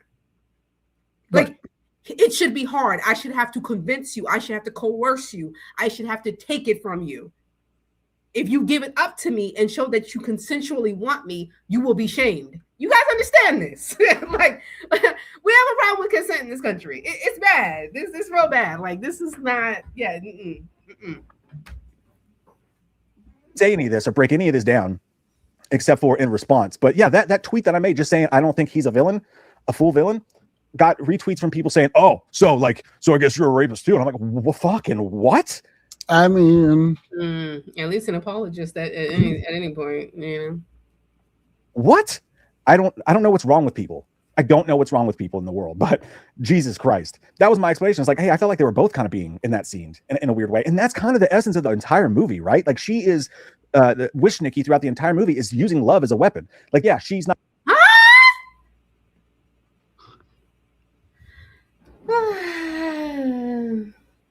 Throw all the men away. Wait, DJ, I don't know if you're talking or if you're. Wish Nikki's using love as a weapon. That's what Sarah said. That's an insane take. And you know what? And this is the last time I'm going to bring it up, but I think that's just what I'm picking up on, and that's what's making me so uncomfortable with it. They're completely downplaying his wish, but choose to amplify absolutely everything that puts the blame on somebody else besides him. And that is my problem. There's a lack of consistency here. Wish Nikki is using love as a weapon. Mind you, Wish Nikki used love as no kind of weapon. Wish Nikki used a brick as a weapon. Right. Wish Nikki used a gun as a weapon. Wish Nikki used her tape as a weapon. Wish Nikki has never used love as a weapon. Ain't never. How can you use love as a weapon when that many love her? How can wait? If none of this was Bear's fault, there's no way any of this could be Nikki's fault. Exactly. Right. Talking about Wish Nikki to separate the Nikki so that you can blame her. Right. Yeah. Right. First it was drug Nikki, now it's it's Witch Nikki, and then it's gonna be Wish Nikki, and then it's mental problems Nikki. Then it's gonna be Nicki Minaj, girl. Yeah. I cannot. These men play. Please listen to these men and how they talk about this show. Yep. Weaponized. She used her love against Bear. In what way? How? In what way? I'm physically hurting. She's threatening in every way, screaming. She even like fake flinches at him. Like, what are you gonna do? During a scene in the movie, but she's using love as a weapon because she knows that he loves her. She can do whatever she wants, or else. How does he? She knows that he loves her. Where in this movie did you see Bear loving Nikki? Was it when he didn't know what her job, what she wanted to do with her goals? Was it when he didn't know anything about her at all? Oh no! It was when he almost bought her the crystal necklace that she would have absolutely loved to instead give her something meaningless, even by his own standard. Right, but instead of giving her what she actually wanted, you went and got a wishing will or whatever that you didn't believe in yourself.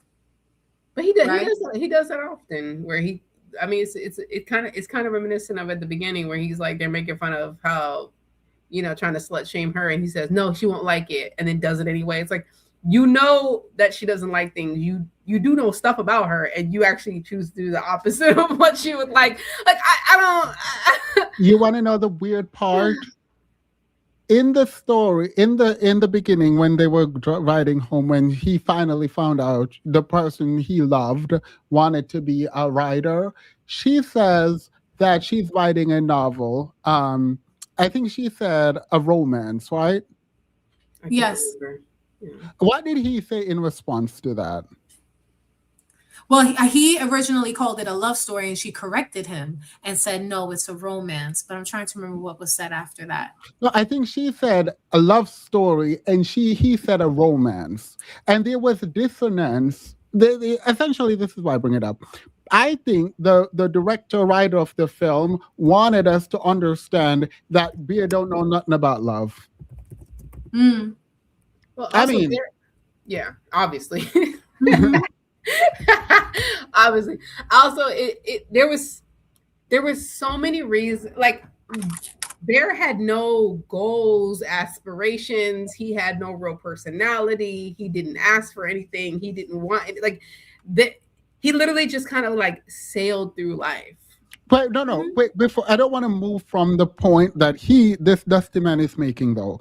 This man is saying she knows he loves her and he will do anything for her, right? And he's using that as a weapon. Ain't none of that. He wished for her to love him more than anything in the world. That is captivity, if we've ever seen it. You cannot both claim to love someone and also hold them in captivity.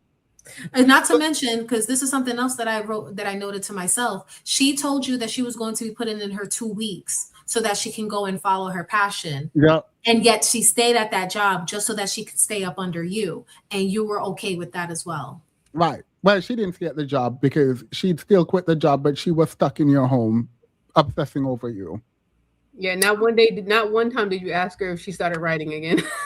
What she wanted to do. Yeah, you didn't care. But also, how?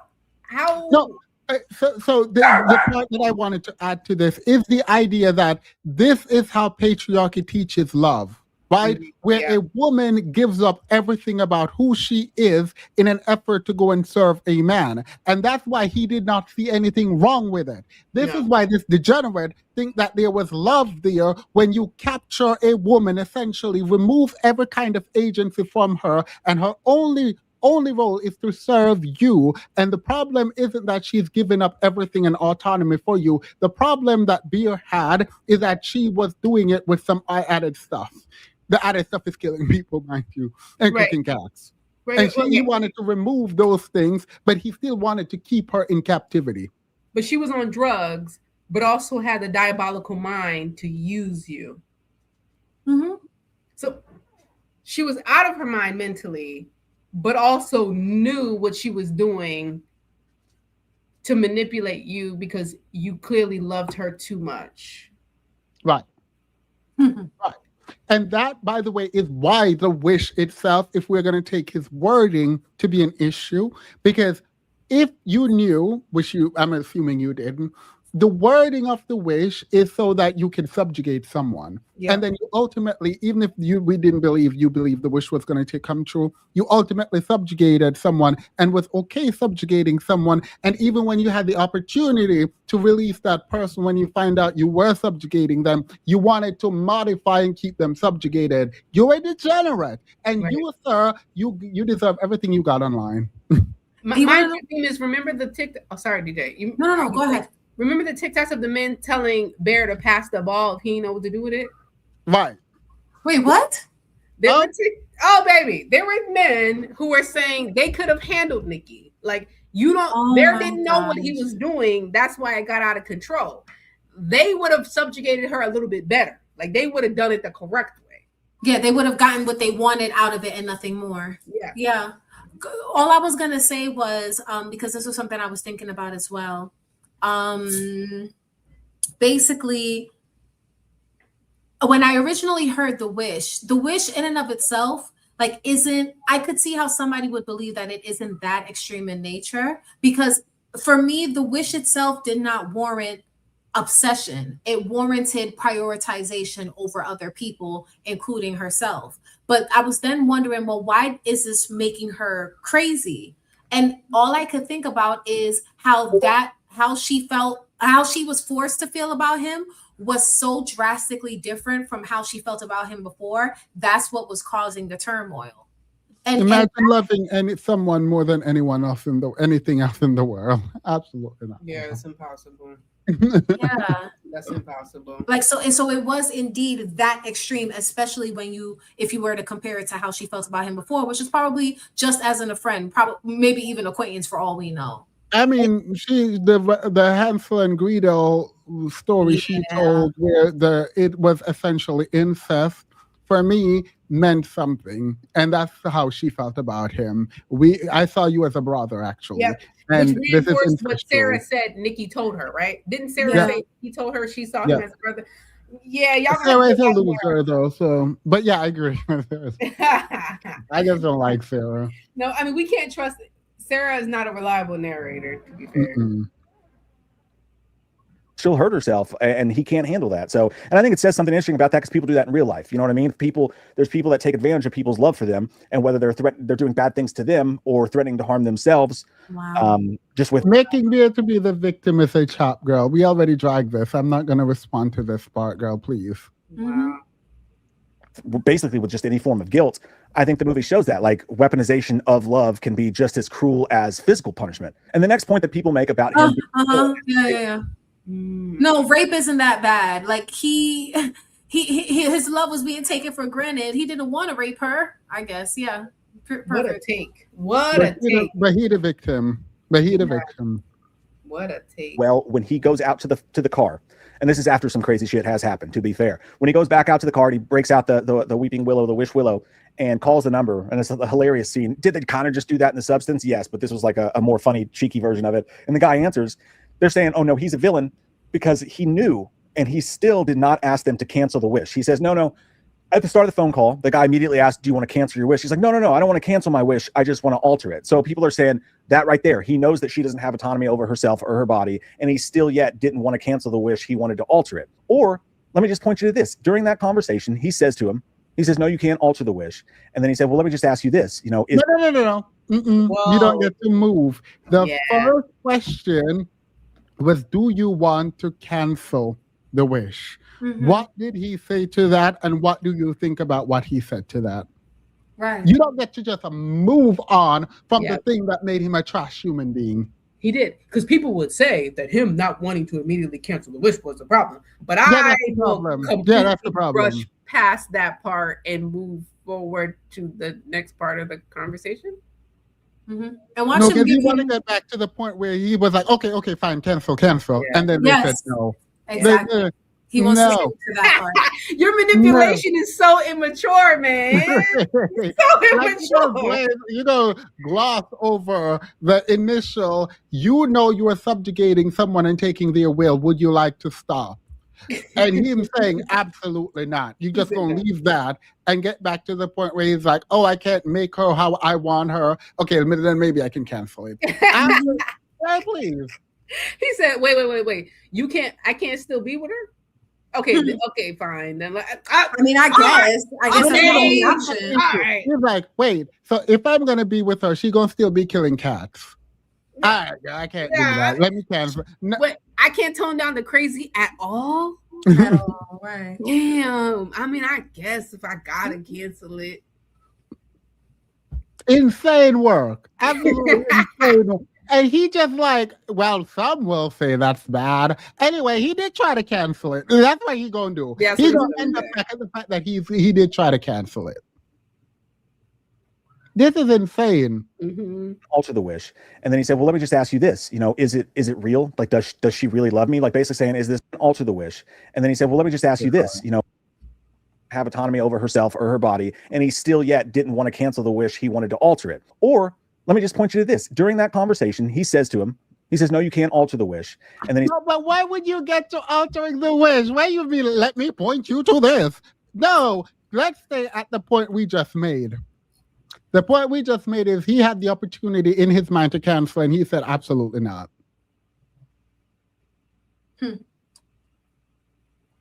What does that say about him as a person getting the opportunity to give back to someone a freedom that he didn't know he took from them? Now he understands he has that freedom. He can release that person. And in the moment where he has the opportunity, at least in his mind, to give that person back the autonomy, he said, absolutely not. He said, nah. He said, nah, I'm not doing that. What else you got?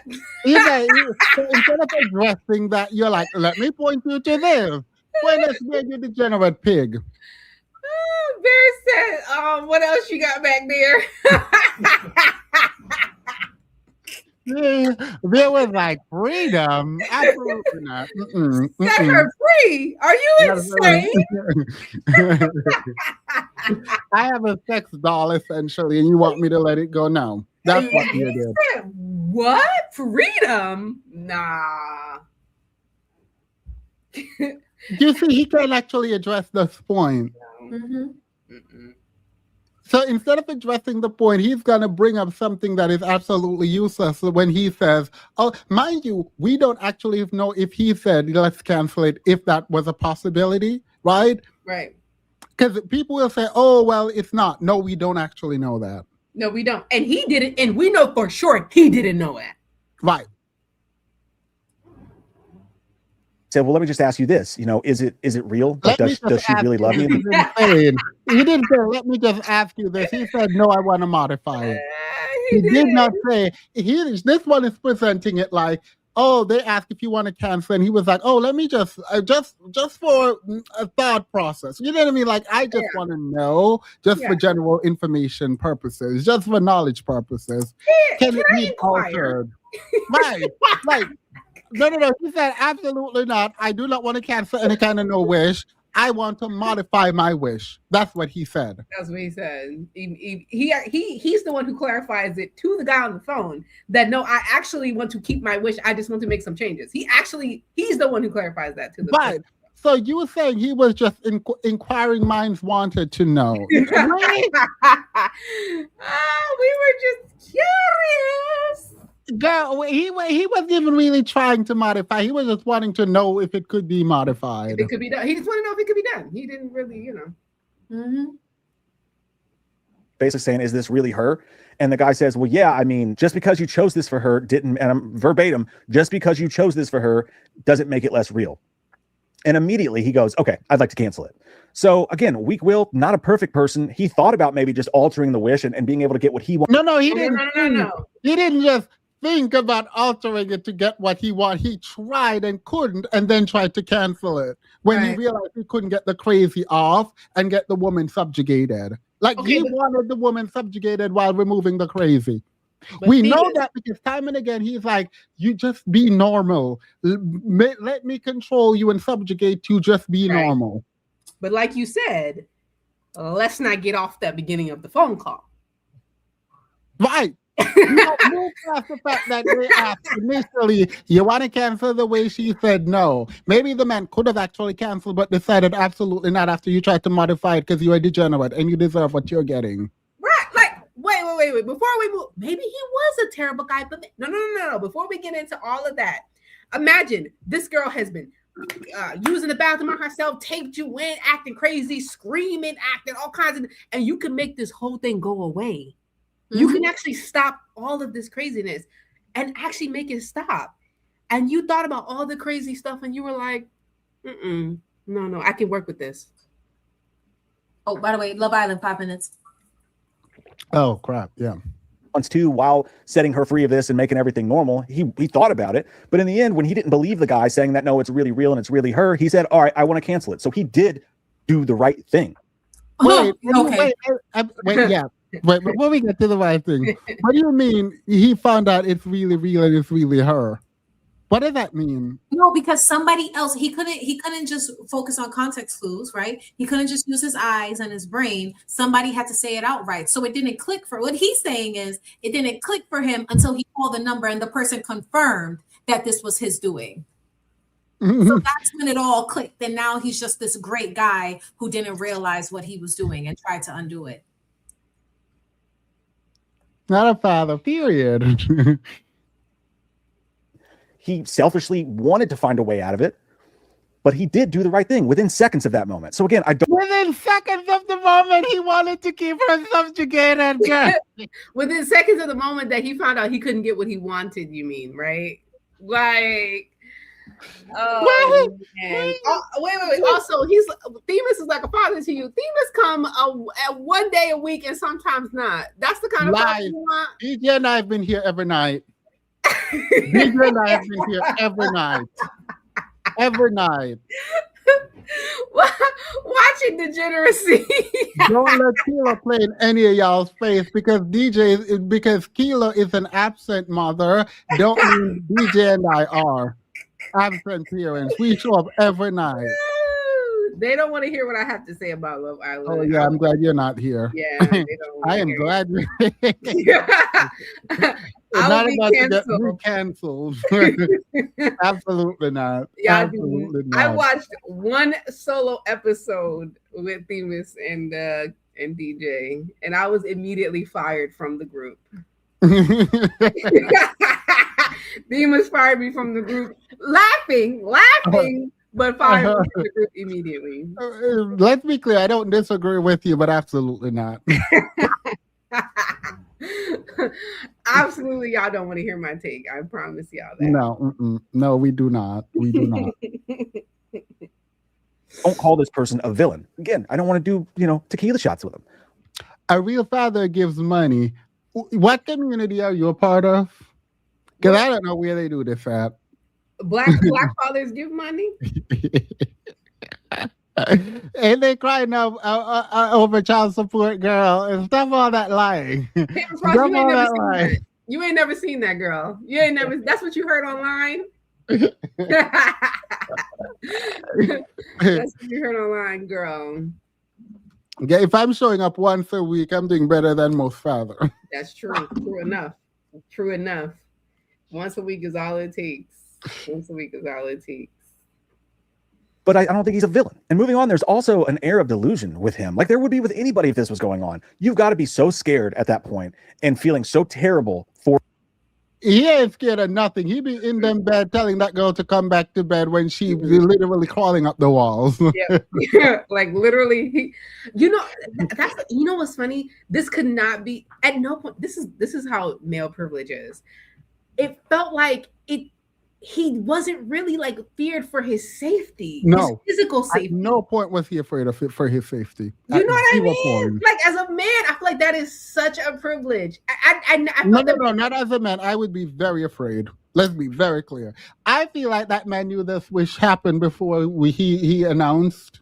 Yeah, because I don't think that man was afraid of that woman at any point, and he should have been. A lot of that's. I feel like a lot of men don't understand the inherent fear that women have or they pretend like they don't anyway. But the fact that they don't understand, they don't feel that immediate threat to their physical safety. And when I was watching it, I was like, he really. I would think that she was going to, hurt me, and he just never really gave that he cared. That I was a worry for him. Or real Nikki at that point, when he hears the screaming, he's like, do you want to talk to her? And she's screaming. That's fucked up, by the way. That's a fucked up scene. You feel terrible for her, but I think he's also in delusion. He just kind of walks back inside. Like he wants so badly for this not to be real that he, I think it's human nature. He walks back inside and what? Begs her to be normal.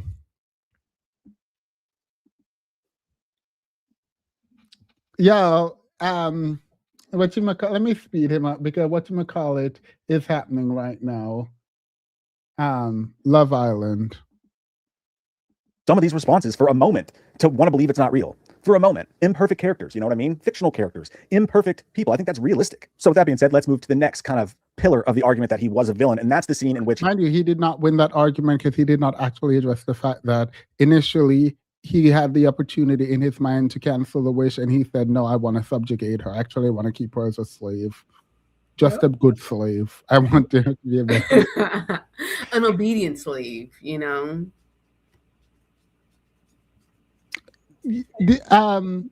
DJ is about to leave us. No, it's fine. I'm going to leave soon, but I'm going to watch this to the end and then go.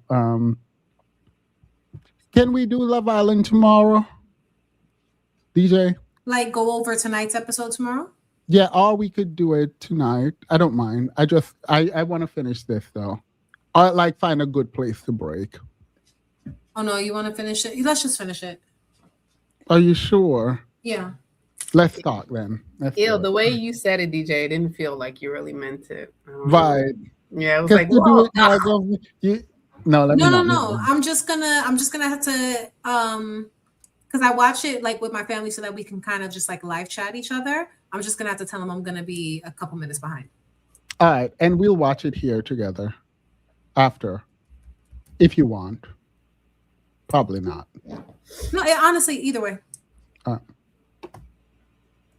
He's trying to sneak out to meet Sarah, who texted him in the middle of the night to meet her and talk to her. And Nikki wakes up and she's laying in bed with her eyes closed and her mouth shut. And she's talking to her. She's like, hey, it's Nikki. It's me. Please kill me. Please kill me. And the argument is that his response to that, instead of killing her, just immediately like, oh, okay. Boom. You're welcome. Like, instead of cavorking her, Kevorkian. So instead of just immediately killing her without thought, their argument is his response was, is it that bad being with me? I think he was just hurt. Like, I think in an instant response. You just heard this woman screaming from the ether because she's trapped in her own body and she's telling you to kill her and you are hurt that she don't want to be with you. Okay, I feel like we can end it here. Because what do you mean? This, by the way, is the biggest cope in trying to defend beer. This is actually kind of insane. Right, because this scene was the most obvious of like of everything that was happening. I feel like this was the most heavy-handed scene. And your response to it is he was hurt that she didn't want to be with him after he realized he trapped her in her own body, screaming for dear life on the phone. You heard her screaming for dear life, and you know something else is in her body. And she's begging you to kill her, which, okay, don't kill her, but also don't say, is it that bad being with me? Because it's not about you. It's not about you. It ain't never been about you.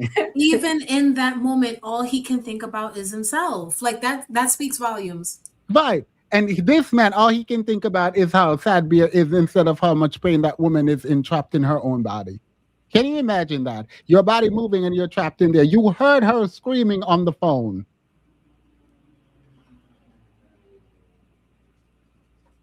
Is it that bad being with me? Sir, I am not with you. You literally broke a wish willow thing, foolishness, and now you got me up in here being a mess. Right. Or I'm on drugs. Right.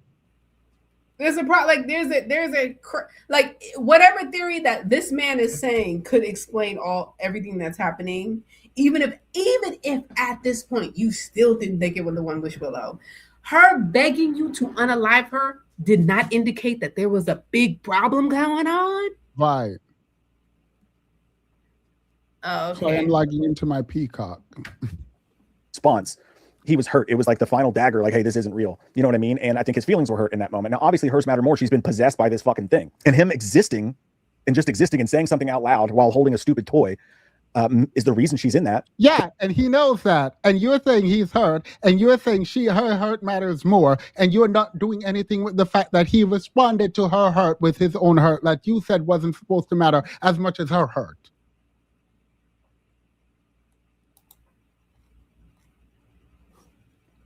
For sure. And so by technicality, it is his fault.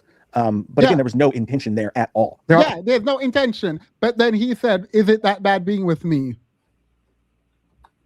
Consequences for your actions, intended or not. But I would argue that he's being consequented with what's going on here. That doesn't make him a villain. You know what I mean? There's a big difference between a fuck up and a villain. And yeah, he became a villain. Even that worst case scenario when he said, I know you're a victim. I know my wish trapped you in your own body. I heard you screaming on the phone to get out because you were desperate and you are my slave currently. And you asked me to kill you. And I'm not saying he should have killed her, but your response to please kill me, I can't do this. I am like literally like I can't. You go, is it that bad being with me? Yeah, you became a villain immediately. You became a villain way before for me, but for every human being with a conscience, you became a villain right there.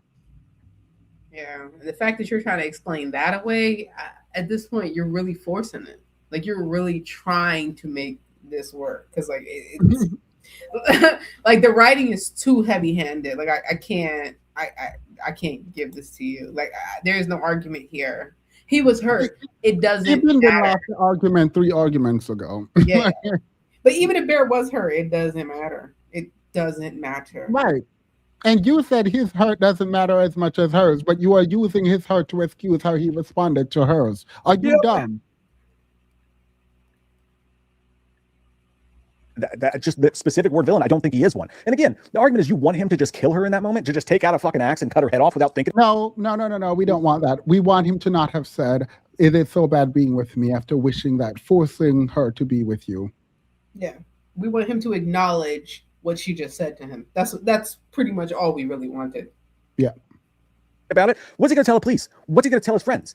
Any rational person in that situation is not just going to jump to fucking murder. The scene right after the Jenga scene where she bashes her face in, he takes her to the ER, and there's a scene where the camera shows him like basically begging the ER to keep her. It's like, you can't just send her home with me like this. No, he didn't say that. That's not what happened. That's not what happened. No, he's just lying, and he knows he's lying. Yeah, that's not what happened.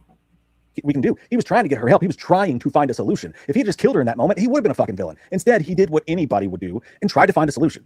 He went out and he tried to find a solution. Now, granted, she killed his friend and everything went fucking crazy, but he went out and bought the other one and tried that. It was his friend by being like, "I want $1 billion." That ruined that, but that probably would have worked. And then finally, my last where should it come make about this is the guy eventually, after trying, because I feel like you try before you just start murdering yourself or others, you at least try to find a solution. I think anyone rational can understand that. And also, if he just killed her, the movie would have been fucking over, just by the way. But I don't think it makes him a villain not just jumping straight into murder or suicide of himself. Like, I think that's wild. Let's have some. Yeah, the movie would have been over. That's the point. The movie wasn't over, and that's how we know he's a bad guy. Mm-hmm. That's it. That's it. Anywho, final thought. Let's go into the after show quickly and do our final thoughts and then leave, because this man just pissed me off.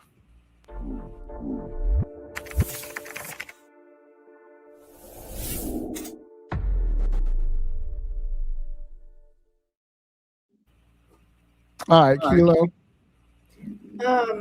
You know, I feel like everything was fairly obvious. He's a silly guy. The one manipulation tactic that I don't like is when we're saying, yeah, she said, you know, please just end my life. Like, I can't take it anymore. And he goes, "What you want him to do? Murder her right there?" Like, you know how people make huge, like very exaggerated response to a very reasonable request. You know what I mean? Like, I hate that manipulation topic because it's like tactic. Because it's like, no, nobody asked. Yeah, no. What the argument isn't to kill her, not to kill her. Actually, at all. The argument is about what he said in response to that. Right. Which showed us what his state of mind was in, and we think it's degenerate. Yeah. I'm just going to echo what you just said, DJ. Add one more thing to it. Please note that these men, when they're talking, you should listen to them, not about what they're telling you to do and saying about themselves, but how they interpret actions like this. Because it tells you, I believe it tells you a lot about who these people are. Go ahead, DJ. No, I was just going to say it's exactly what I thought it would be. They like to pretend as if to be pitiful. And I won't even say villainous, but let me just say to be at fault, right? To have, to be capable of wrongdoing, to be capable of causing harm to other people. They like to pretend as if these are mutually exclusive concepts, that somebody who's pitiful is incapable of causing lasting damage. And we saw what someone in the midst of their pity did to an innocent bystander, simply because he desired her. Like that's what happened. And again, I see your point about not harping too much on the wish aspect. Like I said, it was just more so my critique on incels and the fact that they don't put in enough effort to get what it is that they're after. But ultimately, even when he knew that something was up, like you said, even if it wasn't magic, it could have been drugs, he still took advantage of that woman, because taking advantage of her meant him getting what it is that he wanted. All he cared about was what he wanted and getting what he wanted. And he pedestalized that and nothing else. Nothing else mattered. Not even her well-being. Not even her desires, like wanting to quit her job, wanting to write, wanting to do any of those things. He was content benefiting from her obsession of him. And all he wanted to do was discard all the extraness so that he can truly enjoy that experience. Yeah. That's it. Heard her screaming on the phone and then responded that, is it that bad being with me? Right. Yeah. No, I mean, against his own well-being, DJ, I would add, and then everyone around him's well-being. Right.